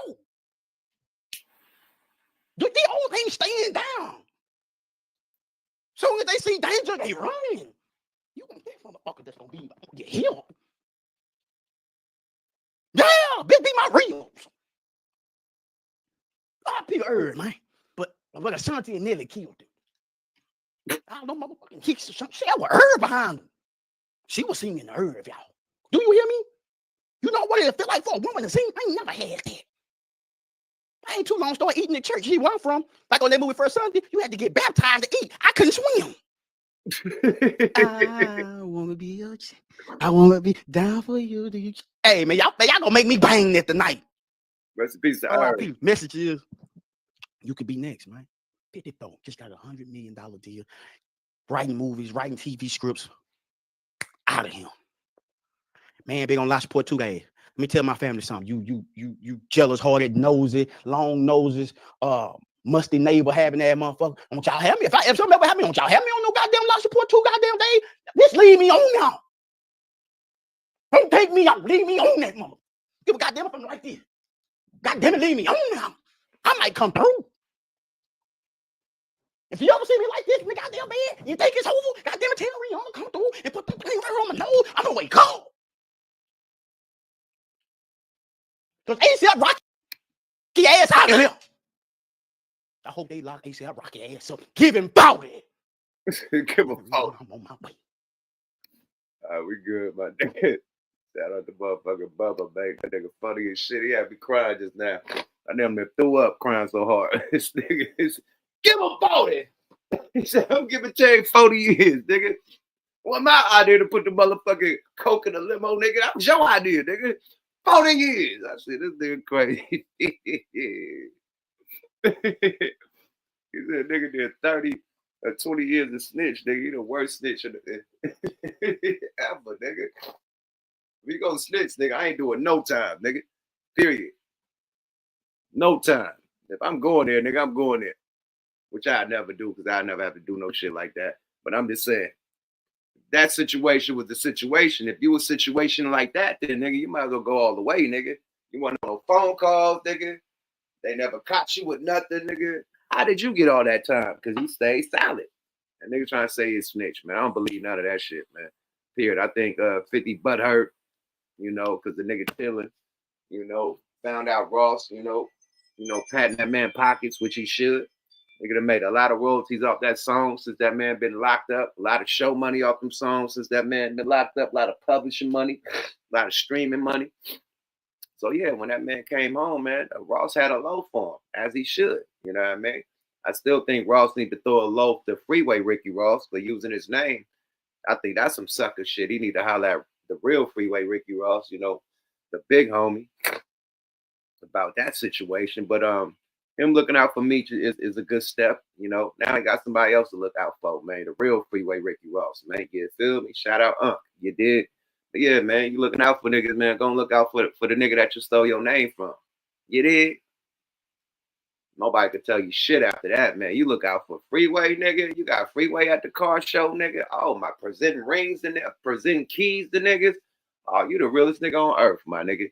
And you got a bag, man. Go and shoot that nigga a soft million, my nigga. Shoot him 500 right now, and then car show comes, shoot him another 500, man. Thank you, bro. Appreciate you, my nigga. You know, and I got some more for you later on in life, man. But that's a soft M, my nigga. You know, sorry about the court case, nigga. Sorry about all that shit we went through, man. Boss. Man, you can't tell Rick Ross shit if he do that. Period. You know what I mean? Good morning, America. Everybody in this motherfucker, man. Everybody in this bitch. But yeah, if you're giving out money, nigga, man, you definitely need to hit the freeway up with the boy with the low fiance. ASAP no Rocky. You feel me? Oh boy. Everybody, man, everybody in the chat, salute. They said 50 Cent on Big Meech life rights or something. Life rights. I think the girl Tammy owned the life rights. Somebody owned them life rights. You know what I mean? But yeah, it's ugly. But that whole cuffy thing, that shit been out. Blue Da Vinci already talked about that. You know what I mean? He been said that shit.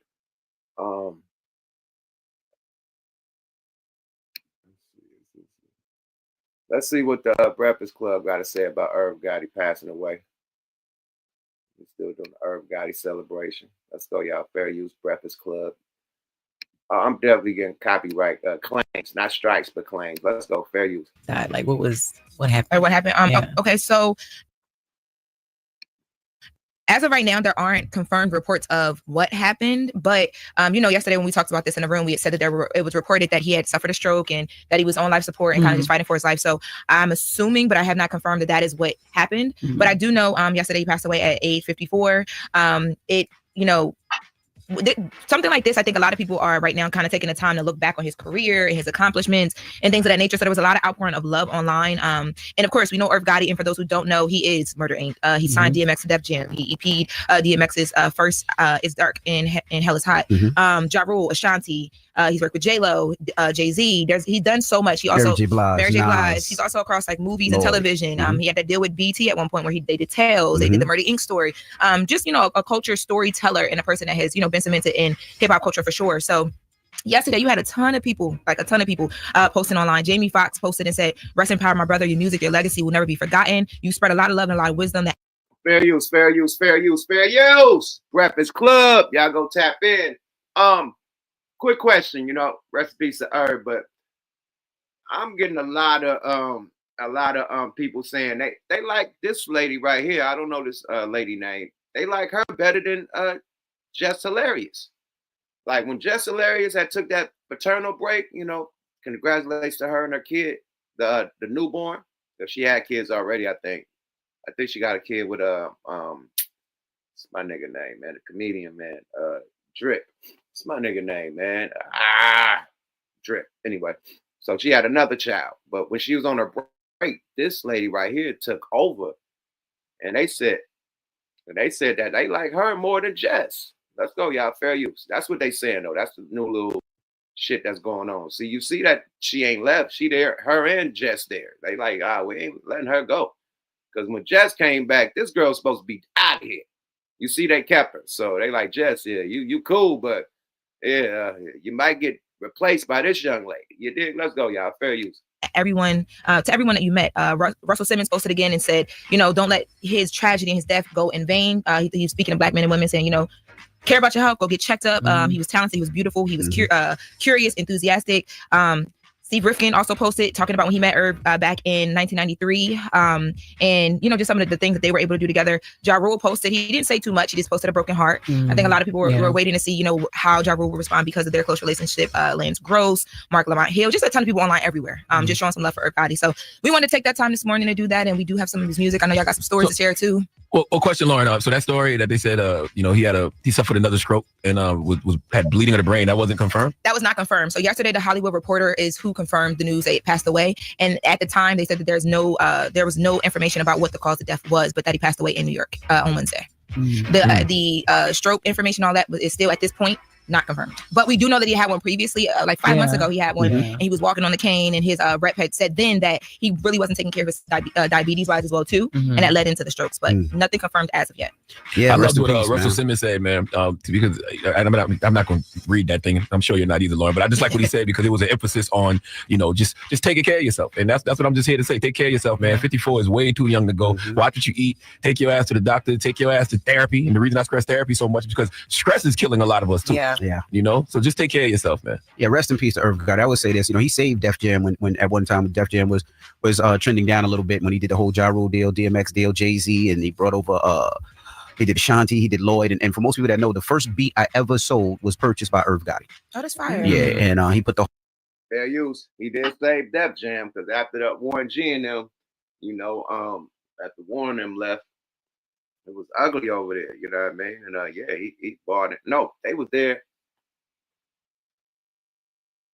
Warren, they came in when Warren was there, but right after. You know what I mean? So he ushered in a whole like my brother Bo Rock was saying last night. The West saved.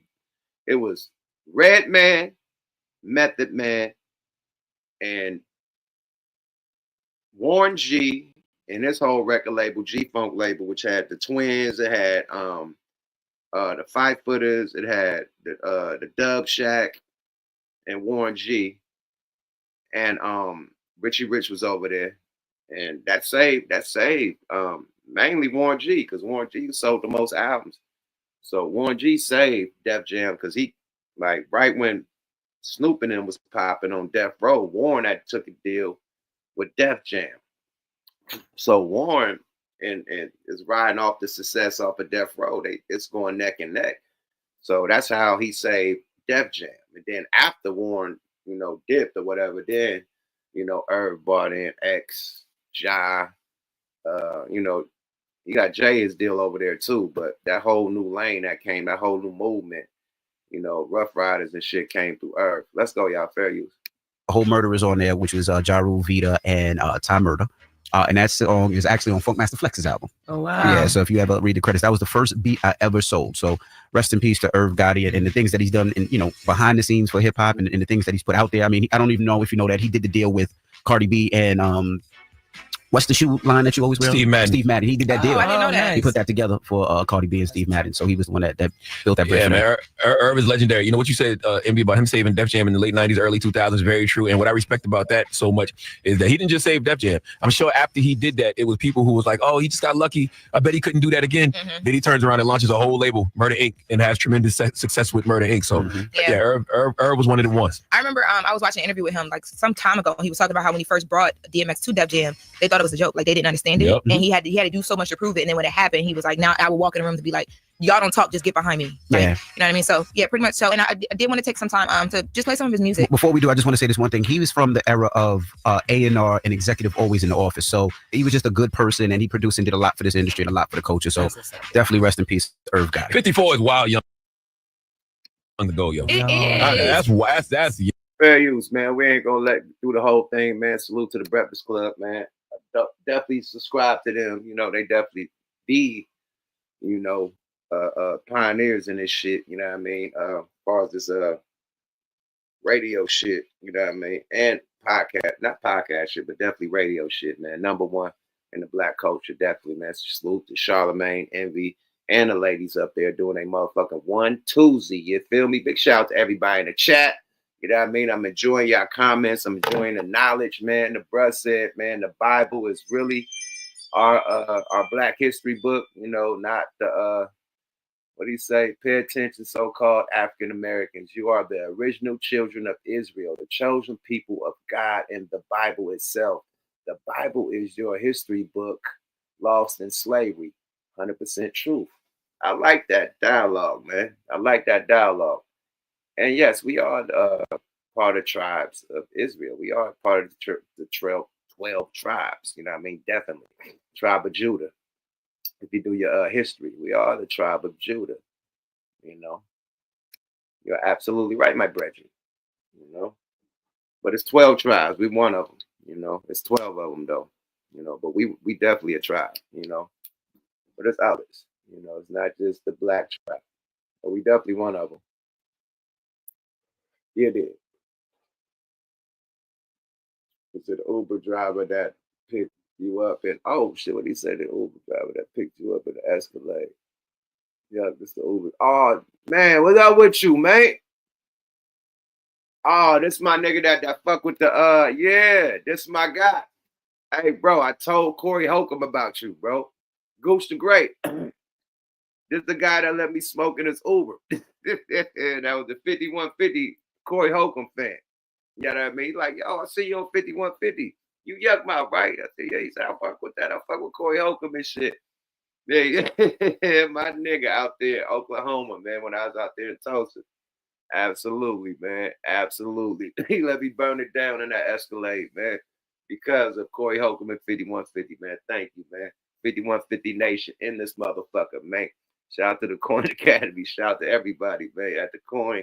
5150 OG Darlene Ortiz, motherfucking Craig Fax, and Corey Holcomb. Hide your bitch before he stroke him. You feel me? Yada da. Big shit though. I told everybody about you. I told Corey on the air about you, man. I'm like, man, them 5150 fans is cool as shit, man. What's his name? He right here. His name is Charlie. Charlie, man. When you out there in Tulsa, man, look up Charlie, man. Get out, man. You're gonna make sure you're right if you with the nation, man. You dig? Yeah, definitely. Corey, definitely top 5 comedian, man. Definitely off top. But Charlie, man, thanks for tapping in, man. Subscribe to your guy, man. Charlie, become this nation too, man. Smoke a Lot Nation, 5150 Nation, the nation, man. Part of the nation, man. Hit that subscribe, my guy. Yeah, Charlie, man, let a nigga burn it down in the motherfucking UAP. You did? 5150, nigga? Man, listen, man. Yeah, that was second time. We burned it down in the cab though. We burnt the shit down in the cab. The cab driver was all on camera. It was on United Ghettos of America. We had the camera going. We had hella females in the car. We dancing and shit. Got the camera going. The motherfucking he like, fuck it, smoke. The niggas is smoking, nigga. He smoking, nigga. We filming this shit. The motherfucking taxi driver going crazy. Little Arab dude let us burn it down in this taxi. He didn't give a fuck.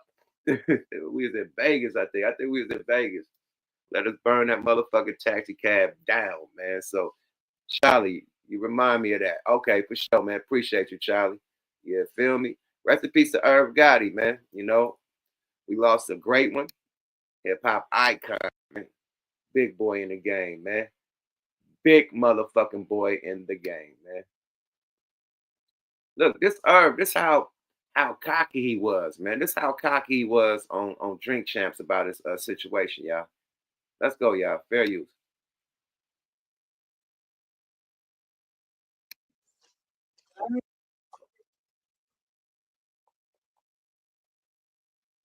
You're dying? Hurry up and die.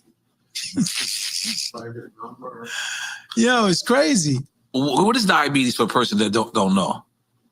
I don't fucking know. It's your sugar levels in your body. Levels. Right.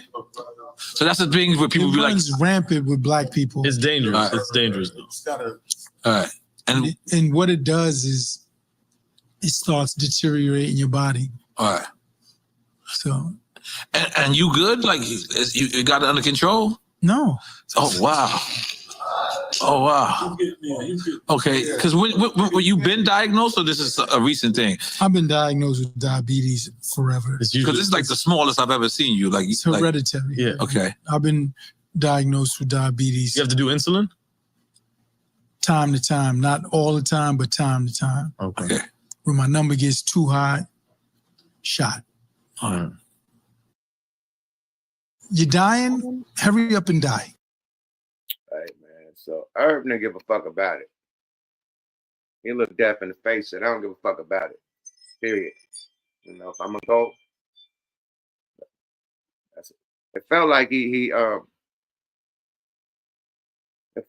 was at peace if he was gonna, you know, pass or not. It felt like he was at peace. It felt like he was tired of just, you know, I don't know. It just looked like he was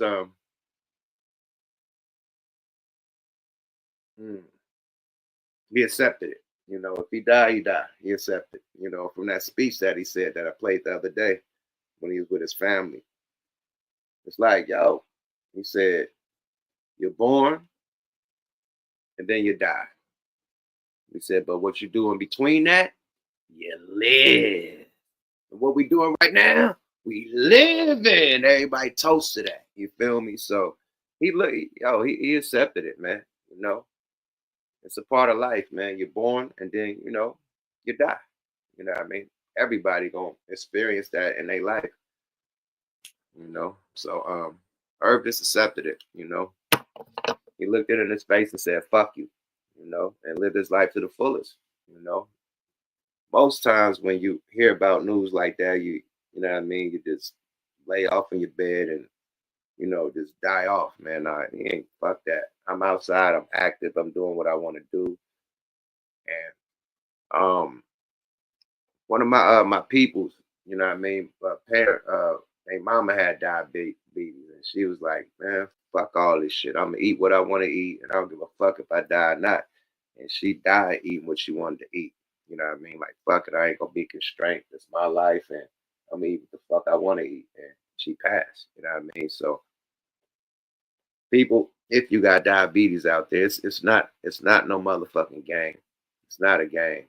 Like it's so serious that like they could cut off limbs and shit. Like your diabetes real bad, your feet could get cut off, your hands could get cut off, all types of shit. If it spread, you know what I mean, if it go crazy. So diabetes is super serious. Like people don't got their whole foot cut off because of diabetes. Like it's crazy. So like Irv said, it deteriorates your body. You know what I mean? So yeah, it's crazy, bro. It's crazy. Crazy to reflect on how many people in the industry have passed since you started this channel. Oh my Lord. This is crazy, man. Yeah, the industry, man, especially when this drill rap shit was happening, man. So many rappers was dying.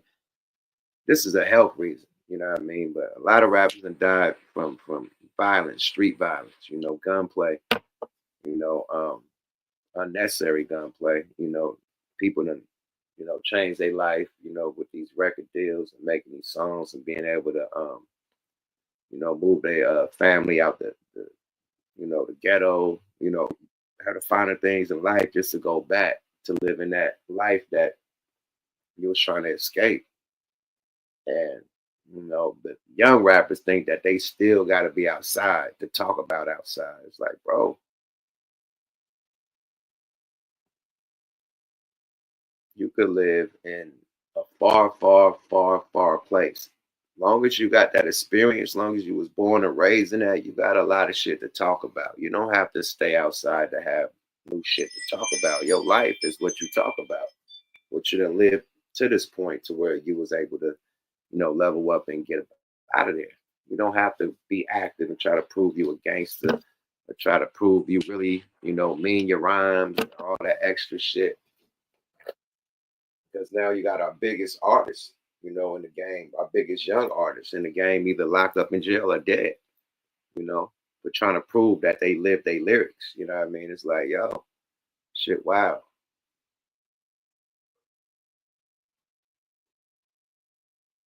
I said OG Black from Oakland used to manage Seagram. Black? Seagram was signed to Black. Yeah. He wasn't a manager, he was the record label. Yeah. Yeah, Black. Shout out to the Ville. He from the Ville. But yeah, Black signed Seagram. That was the first record label in the Ville. That was the first record label on the West Coast to have a deal with Rap-A-Lot. And I mean, Black. Yeah, did. Shout out to Seagram. Rest in peace to Seagram. Shout out to Black. They got the Seagram mural getting painted on 65th on the side of Smoke Shop. And yeah, right there on the other side of 65th, they got me, Seagram, they got Project Papa, they got Be Legit, and Pat and A-Rap Mike on the wall. Shit dope. Hold on, let me show y'all. Oh, with my phone. Fuck it, I'll show it the next time. But yeah, man, we getting some love. And shout out to Apartment C, man. Apartment C up there in the town, man. Definitely got the mural of all the dope rappers that came from Oakland. I'm on that thing along with Short, Richie Rich, everybody on that motherfucker, man. Hammer, everybody on that bitch. 40. Wall full of the boys, you feel me? Yeah, salute to Fooney and them over there at Apartment C in the town, you feel me? Yeah, I mean, but let's get back to the content with no more nonsense. Good morning, everybody. Waking up with your coffee. I got the weed coffee. Shout out to Devin the dude. But yeah, man, this is. Let's see. Let's go, y'all. Fair use. After WAC 100 exposed the picture of Irv Gotti walking with a walking stick, identifying that Irv is actually suffering from stroke and his health went really bad for a couple of months. 50 Cent took it upon himself to clown Irv Gotti, who has been his long-term enemy in the industry. 50 said, "Damn homie, in high school you was the man homie, what the F happened to you? I want Irv to get well so he can have to watch my next wave lot of laugh."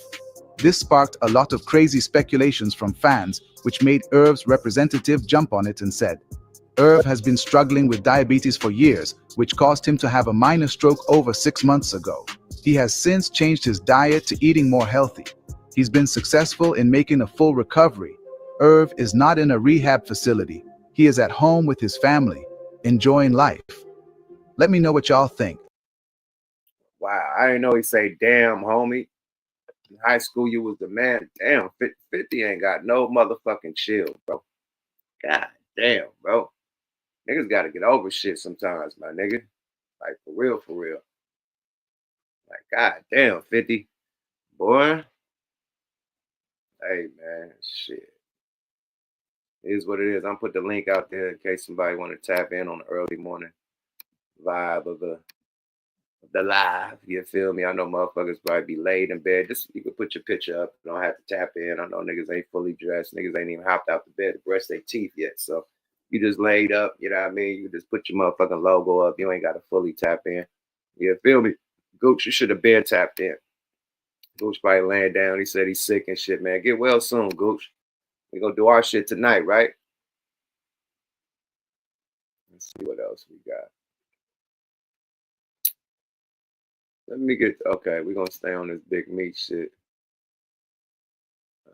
Hold on. I don't want to go there. That's nasty work. I ain't about to do that. Let me see, man.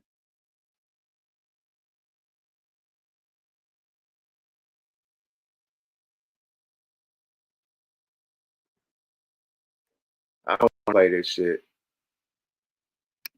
I'm not doing that messy shit. Meech is a legend to me, and I'm not going to be going down the rabbit hole of what niggas think and what niggas saying. You know, you go to other channels for that investigate and do that shit. I was damn near about to play it. I'm not playing that shit. I ain't fucking with that shit. Rock in the building, man. So long. Brock, what up with it, bro? Top of Cool, the man. What you got to say about the content so far? I'm just tuning in, really, but I mean, it's tragic that, you know, people can get so much money, meaning Irv Gotti, man, and let substances go so hard to where it take an impact on life like that. You know what I'm saying, bro? It's like you got all that money, man. You should want to, you know, try to live to enjoy it. I can understand the blessings of life, bro, but it's a hard loss for me, man, from a person that value life. You dig? I mean, at the end of the night, like, you know, you can't tell somebody how to live their life, man. And having diabetes, that point system, and you can't eat what you want to eat, and you got to take shots and all this, like, that's a life by itself. That's a job. You know what I mean? A responsibility. And if you're not on your responsibility, you can't lose your life, lose a limb. You know, it's serious. You can't be lazy having, you know, diabetes. You gotta have that point system, that sugar point system, all that shit. You know, and if you ain't on your system, nigga, you could lose your life, period. And Irv, like he just said, I don't give a fuck. You know what I mean? Fuck it. You know, just like the example that I said with the homegirl mom. Like, she like, fuck all that. I'm gonna eat what I want. And, you know, and she died eating what she wanted. You know what I mean? So some people like, fuck that. I don't want that regimen. I don't want to do these shots. I don't want to be on this. I only live one time, you know? So some people is like that, you know? Other people like, fuck it. I'm going to go on a diet. I ain't going to eat this, eat that. And they live longer, you know? So that's on them. That's on them. I guess after doing so much in life, good stuff, you know, making accomplishments happen, man, there's only so much you could do. At least the man was happy, you know what I mean? Condolences for the most part, though. I just like seeing a life go so soon, bro. Yeah, that ain't cool, man. Period. He has so much life to live, you know? But yeah, man, thanks for that the Cash App alert, man. Appreciate you too, man. Supporting the Much program. love. Man, where Gooch, man? You can get Gooch on here right quick, bro. I'm trying to, man. Gooch supposed to hit the shit. I don't know what the fuck is up. I throw it out there again, man. No Frank Ocean, man. I was trying to tap out, man. Just reach out to Gooch on the real, because he greatly I appreciate Gooch so much, man. The album on the way, man. Let him know. Man, there's so much good shit that happened to me since not to be like that, but man, since I lined up, bro, it's like things been falling in order, and I owe a lot to the great. You know what I mean? So, if what I could do, I'm gonna continuously do and give flowers right now. You dig? I mean, not in physical form, but hey, yeah, bro, that's real, bro. I'm out. I don't even want to talk no more, man. If y'all need me, I'm here though. They said sing the song, bro. God damn. Man, you know what? Who said that? They said sing the song, bro. Who said sing the song, bro? I do that, but who said sing the song? Do the song, man. RS said do the song, man. Let's go. So Yeah, long. yo. It'd be nice. Hold on, Gooch is here. Gooch tapping in. Hold on, you want it? Yeah. Gooch, you about to do the anthem, nigga. So long. You right in time, nigga. All right, Brock. I wasn't gonna get on here because I'm sick, but in honor of Irv Gotti, we got to do so long. Okay. Yo. Can I say something first? Can I say something first? Go, yeah, say something before you give it to us. Man, it'd be love if I could get $1 for singing this motherfucker from everybody. You know what I mean? But since you asked me, bro, I sing it and perform it with the hook. If that's what you want, man, it's so much love right now, bro. Cause look, you remember the hook? Yeah, I got you. Come on, let's do it. Let's do it, man. Get it together, When man. I was so lost, you got me, girl, got me gone. You carry the cross, and I go so far, so far. When thoughts really wasn't clear, thoughts was not clear, but God always was real, God always near, God always here. The time is near. We do have fear for your strength, oh Lord God. Your shining armor, your armor, the protection, the resurrection, and those are rehearsed. The sky's a flying bird. Bow your head, stop and pray. Come walk in faith, the road is weary. Thine I swear, though the times are rough, yeah, we're not scared. The album on the way, hey, everybody on there. Peace. Family, you can't be rolling up the swag bag singing. Yeah. You can't be rolling up the swag bag singing to God, bro. Bro said, what's your cash app? Put your cash app in the chat, my nigga. So long. Got me going. Shaniqua said, what trash gospel album this is on? Like, Shaniqua, you gotta be cool. God damn, man. You know, bro, fuck with it. You feel me? Y'all ain't cool, man. Shaniqua ain't cool, man. You know my nigga on the spectrum, man. Let my nigga have his shine, man. Period. You know? I know my nigga on the spectrum, man. He good money, man. Period. Let him shine. You feel me? Elon Musk on the spectrum. Y'all let this crazy ass nigga run the government. So let my nigga shine, man. Let my nigga shine, buddy. You feel me? So long. It got me going. It got me going. You said I could do better as Lionel the Wino. Stop playing. Y'all ain't cool, man. No, that was a nice song for Irv Gotti. Like, come on, bro. He took it to church, man. So long. When last time you niggas been to church anyway? I did. So my man took you out of church. So long. So long. Yeah, it got me going. Got me going. Yeah, let my nigga boy. Yeah, in the dark. Yeah, man.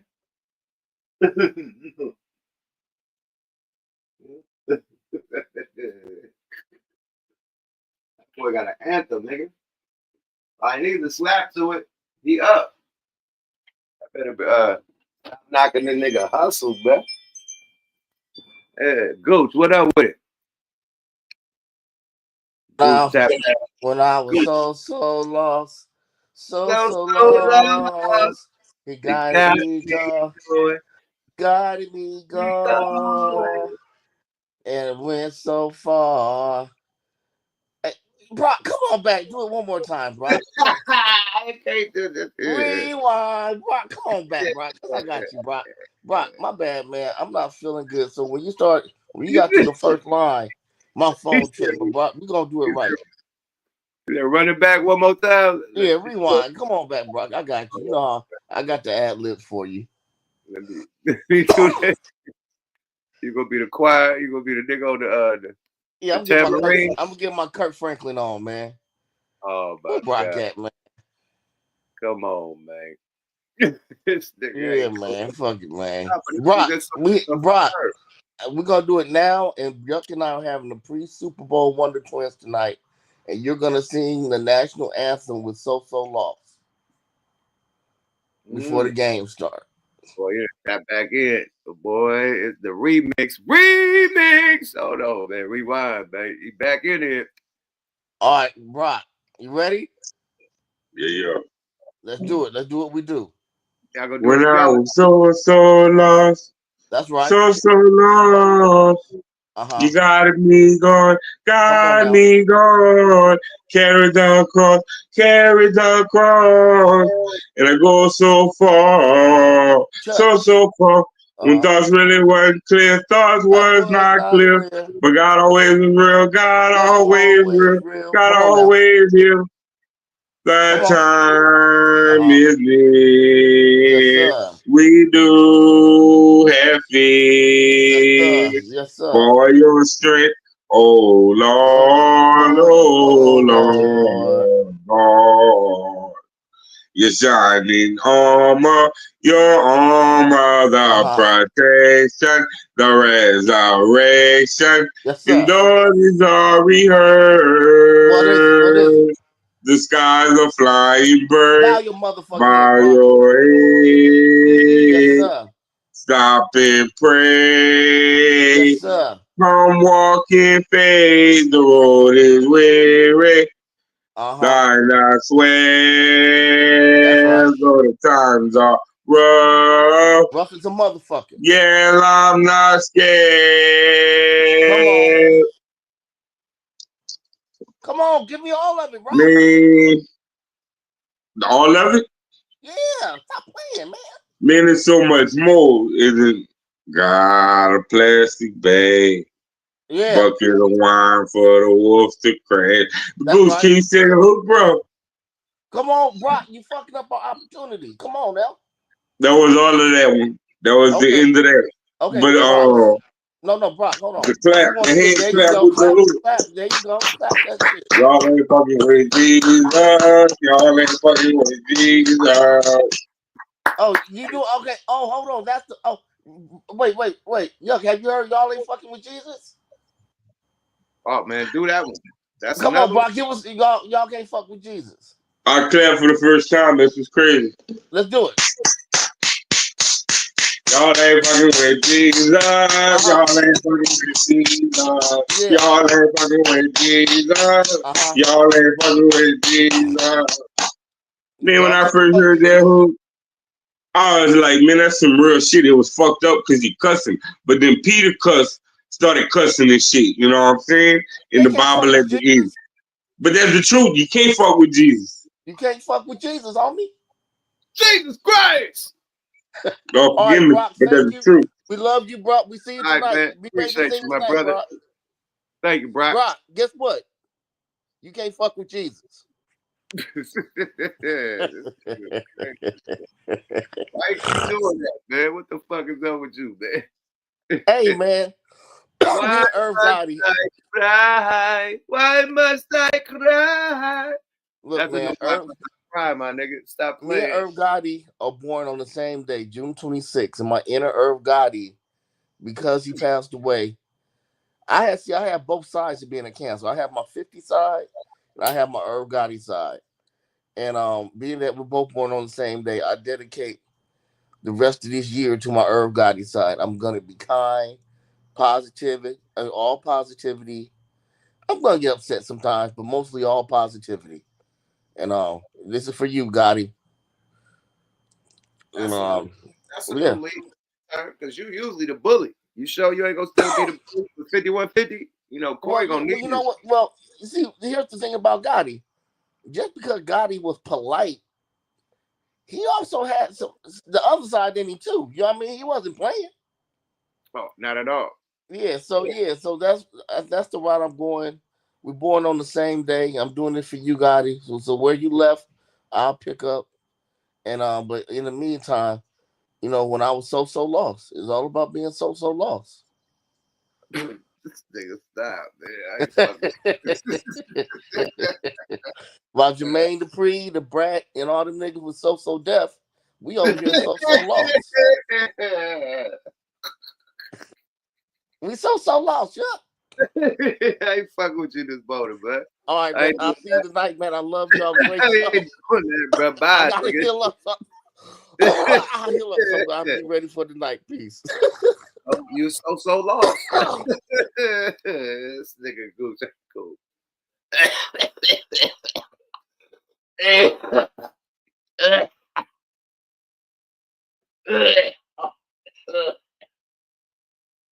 My bad, y'all. Give me something to drink right quick. Hold on, y'all. Shit got me going. Got me going. Yeah. Oh my God.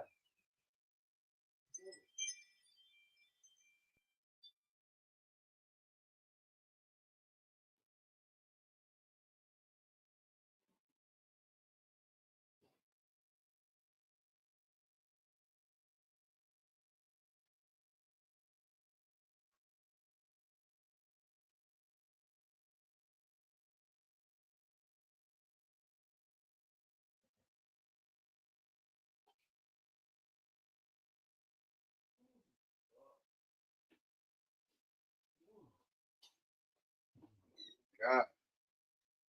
Oh, lost all my breath. Whew. My bad, y'all. Shit.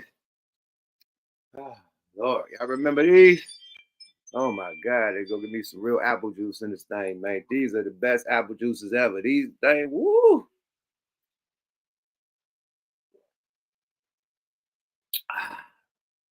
This apple juice right here, boy. Only if you knew. It's called this boy right here. You know, you know. Lord. Mm.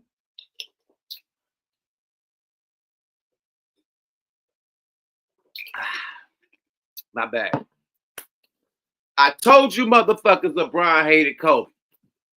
When that nigga wasn't at Kobe statue celebration, I said that nigga a Kobe hater. We didn't see that nigga nowhere at Kobe's funeral, but they said he was there and the fuck out of here. We seen Jordan. Jordan came. Everybody was there. We didn't see LeBron nowhere. They said he was there. We didn't see him. I always knew this nigga hated Kobe. You know what I mean? And the Dwight Howard X confirms that. And this is some cold shit, man. If this is true, man, this LeBron is a cold piece of motherfucking baloney, man. Like I say, I tolerate no Kobe or no motherfucking Jordan slander. You feel me? Shout out to the Allen Ricks TV. Let me see if this motherfucker is on the fast. Okay, let's get it. Fair use.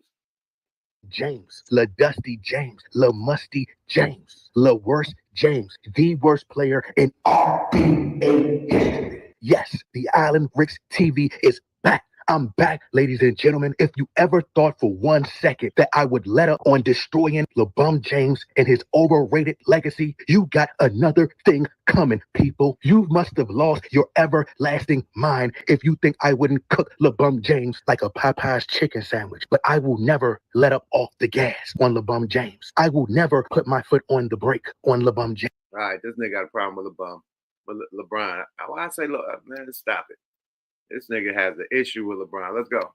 And he got in a car and like was like this, and LeBron was just straight face. He's like, the only time he got like Howard's wife had to say.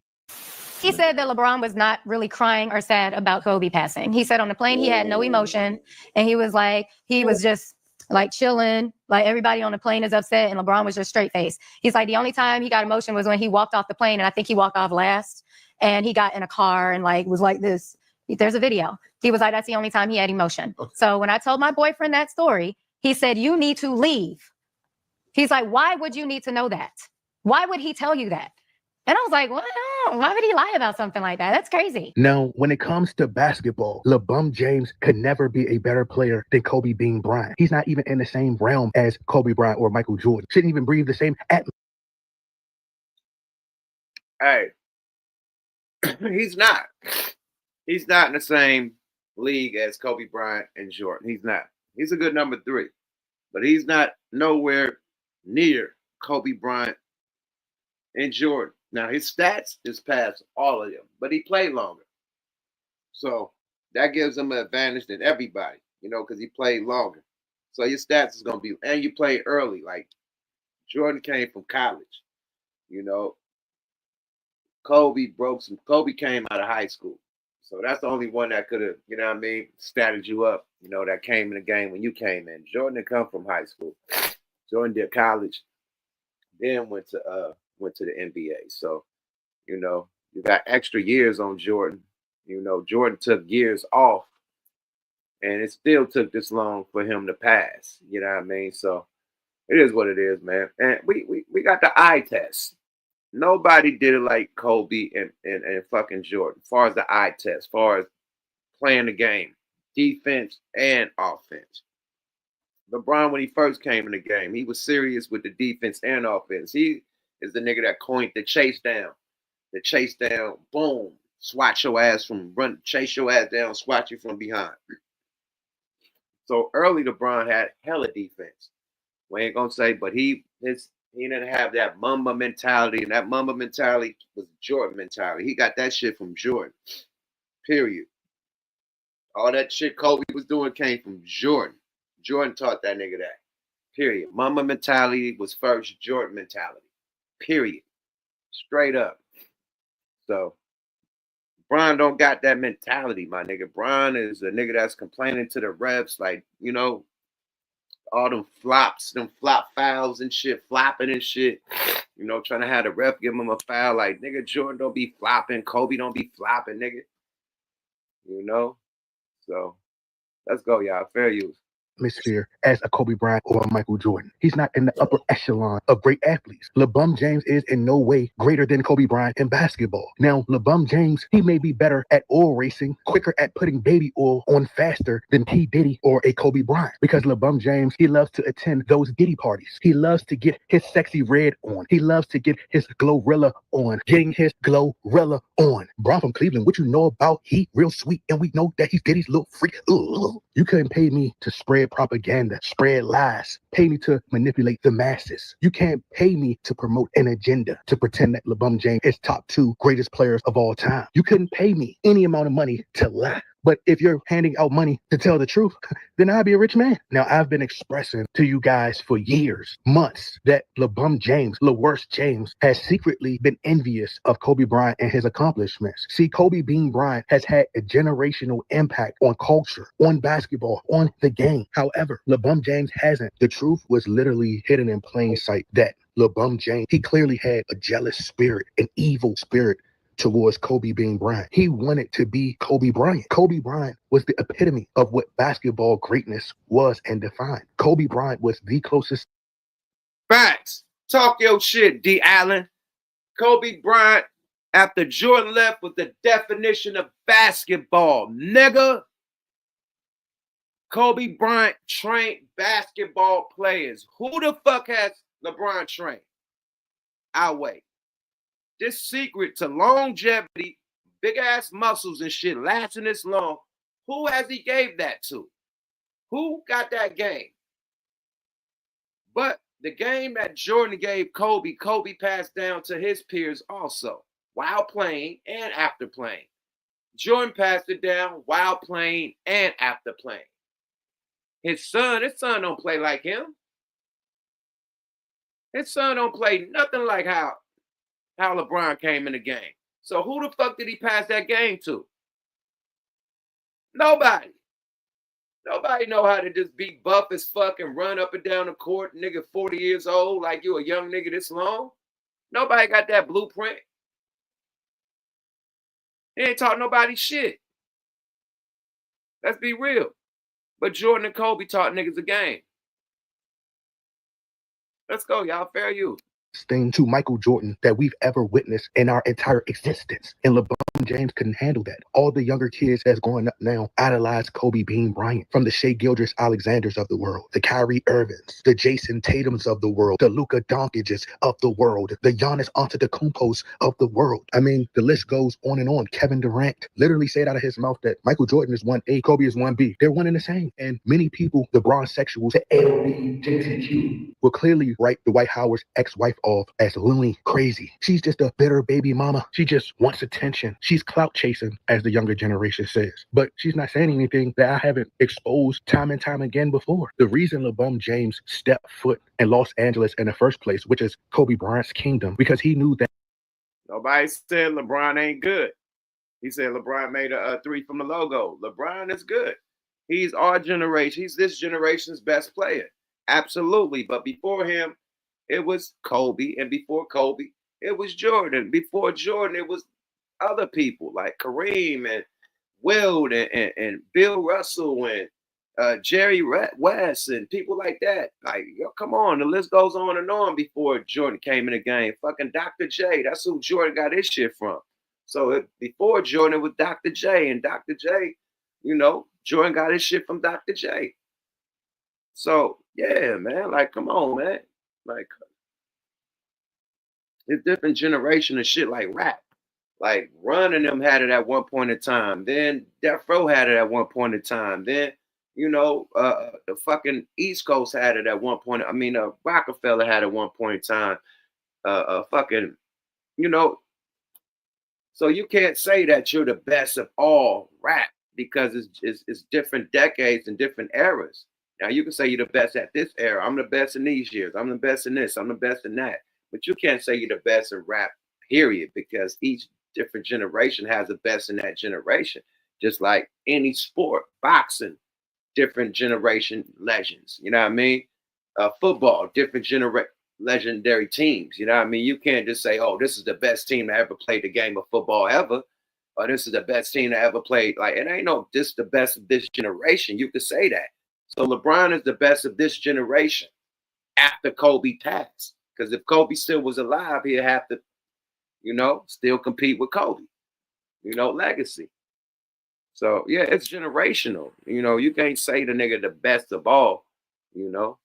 Let's go, y'all. Fair use. That Kobe Bryant is the king of LA. He's trying to one-up Kobe Bryant. He's trying to erase Kobe Bryant's history with the Lakers. But in LeBron James's tenure with the Los Angeles Lakers, Kobe Bryant did more with less. Kobe Bryant won 2 championships with only 1 All-Star and Pau Gasol. People always speak about Kobe Bryant played with Shaquille O'Neal. He played with Shaquille O'Neal. But LeBron James had multiple super teams. Not only did he have multiple super teams, he had super duper teams. So when we hear people spread lies and try to change the narrative and say things like, oh, well, Michael Jordan had a super team. Everyone had super teams. Larry Bird had super teams. Kobe had super teams. LeBron James had super duper teams. LeBron James has had more help than a special needs person. LeBron James literally has Luka Dončić on his team currently. LeBron James has had so many talented players from Russell Westbrook just in his tenure with the Lakers, not even talking about the entire duration of his career. LeBron James has had multiple All-Stars on his team. He's had Anthony Davis. And just to think he's only won one bubble title, Disney Mickey Mouse Championship, and we want to call him the greatest. But the jealousy for Kobe Bryant is oozing off him. You can smell it. You can walk past and smell the stink on LeBron James. He was highly...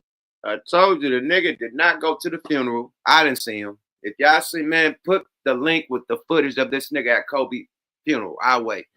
Put the link with him at Kobe statue celebration. He was not there. The whole team, niggas that just got to the team was there. LeBron was not fucking there for the Kobe statue. He hate Kobe that fucking much, my nigga. Oh, mamas, he wasn't at that statue celebration, nigga. I would watch that motherfucker just to see if he'd come. He did not come, just like he didn't go to the motherfucking funeral. Period. I'm sorry, that nigga been hating on Kobe. Straight up. And if you so much better than motherfucking Kobe and Jordan, why you use the motherfucking Jordan number, 23? Nigga, leave Jordan Lemma alone. Kobe did 24 because he know what the fuck Jordan is. 23. He didn't do 23. He did 24. You need to do 25, nigga. A 20. Yeah, don't be like, you can't do 20, 22. You need to do 25 because that's the order. 23, 24, then 25. How you gonna go 23, my nigga? That's Jordan shit. That's his logo. That's the shit on his shoes. Now you want to be 23. So when we look at 23, we think about you instead of Jordan. You trying to rewrite history? What happened to number 6? This nigga wildin', B. What? He trying to erase Jordan history and Kobe history. Not only wear Jordan number, but come to the Lakers and try to erase Kobe history too. This nigga crazy, man. Let's go, y'all. Fair use. They said I'm ranting, nigga. Let's go. Fair use. Really jealous of Kobe Bryant. The Chris Paul trade got vetoed, but LeBron James was able to make multiple trades. I had an idiot fan literally say to me, if you put 5 LeBron James on one team, can't nobody defeat him. He's too big, fast, and strong. And I said to him, 5 clone JJ Barea, 5 clone Kawhi Leonard, 5 clone Kobe Bryant, Michael Jordan would lock LeBron James up, which they already done before. LeBron James envied Kobe because Kobe was respected. He was accepted to be able to sit at that table with the Jordans and the Dr. J's, Kareem Abdul-Jabbar, Bill Russell. They love Kobe. The fans, they love Kobe. Kobe got more love in China, in my Donald Trump voice, than LeBron James. He had fans crying in China for him. She stated that when Kobe Bryant... And this ain't no LeBron hate. I'm just stating the fact that this nigga did not go to his funeral or the statue thing. I'm stating the fact that he's been competing with Kobe. That's why he teamed up with Miami. Because when Kobe won the championship, it's an interview where Dwayne Wade said, fuck this. He called LeBron and said, you see this shit, man? And they teamed up to go against Kobe, my nigga. That's facts. They arch nigga that was racking them up was Kobe, my nigga. They teamed up to go against Kobe. Still, didn't make it there until, 2. It took them 2 to get there. But that team was built to go against Kobe, my nigga. Period. So he been competing against Kobe. Now Kobe out the way, he can do his stuff. LeBron is super great. I'm just saying he ain't better than Kobe and Jordan. That's it. Period. Let's go, y'all. Fair use.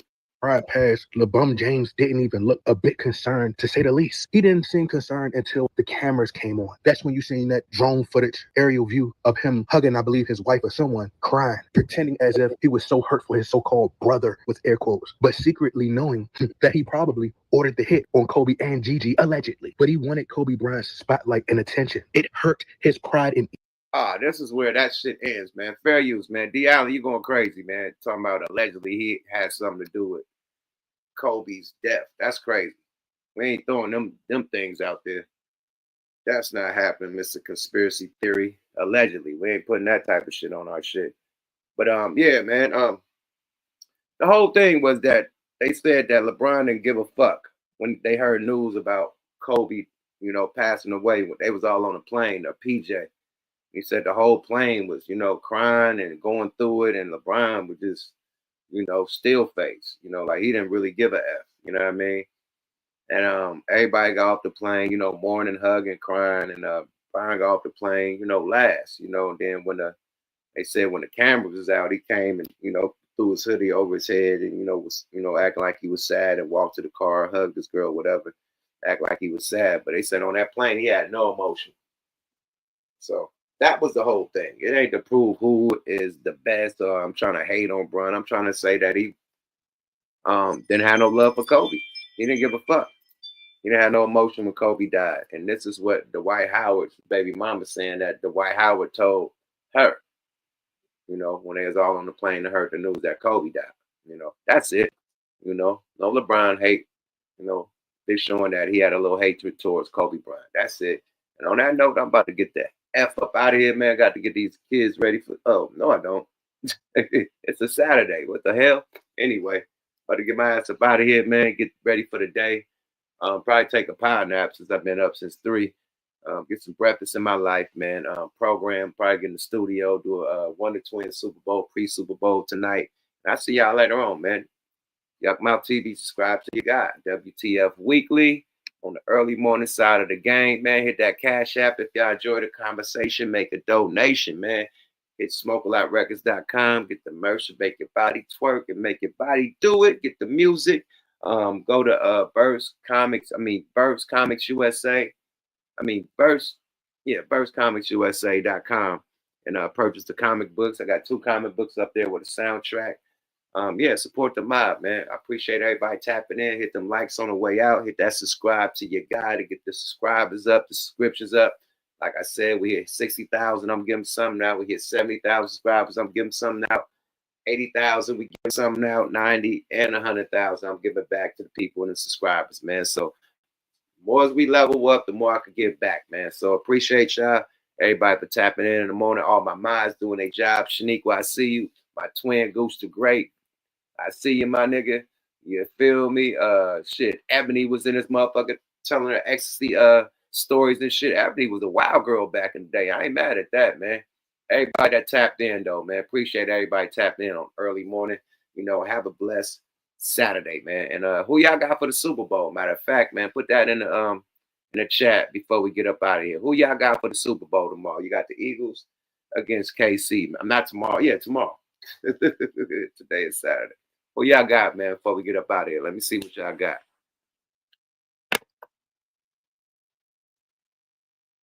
Or y'all can put that in the chat. You know, Eagles. Okay. Philly. Okay, I see Philly. KC. I see one KC. I see a lot of people want the Eagles to beat KC. They tired of KC. I see people tired of KC winning. But I'm about to go with KC because my nigga Tech 9, Regime Mob, I gotta rock with KC. I rock with KC the longest. Just the city, period. They fuck with us the long way. So just on the strength of my KC niggas, the love I got for KC, the love I get in KC, my Regime niggas being out there in KC, I'm rocking with KC, man. Period. You know, it is what it is, man. Don't be mad, nigga. We got motherfucking Taylor Swift in our motherfucking booth. Cheering it up, you feel me? Doing high fives and shit. Don't be mad. You feel me? Hey, we gonna have a good Super Bowl though. Definitely said KC Mo. Whoa. Shout out to Tech 9, man. Shout out to Strange Music, man. Shout out to KC. Shout out to Philly, man. It's gonna be a wonderful Super Bowl. You dig? I'm out. Bye-bye now. Oh boy. Appreciate y'all for tapping in. Deuces. Yada.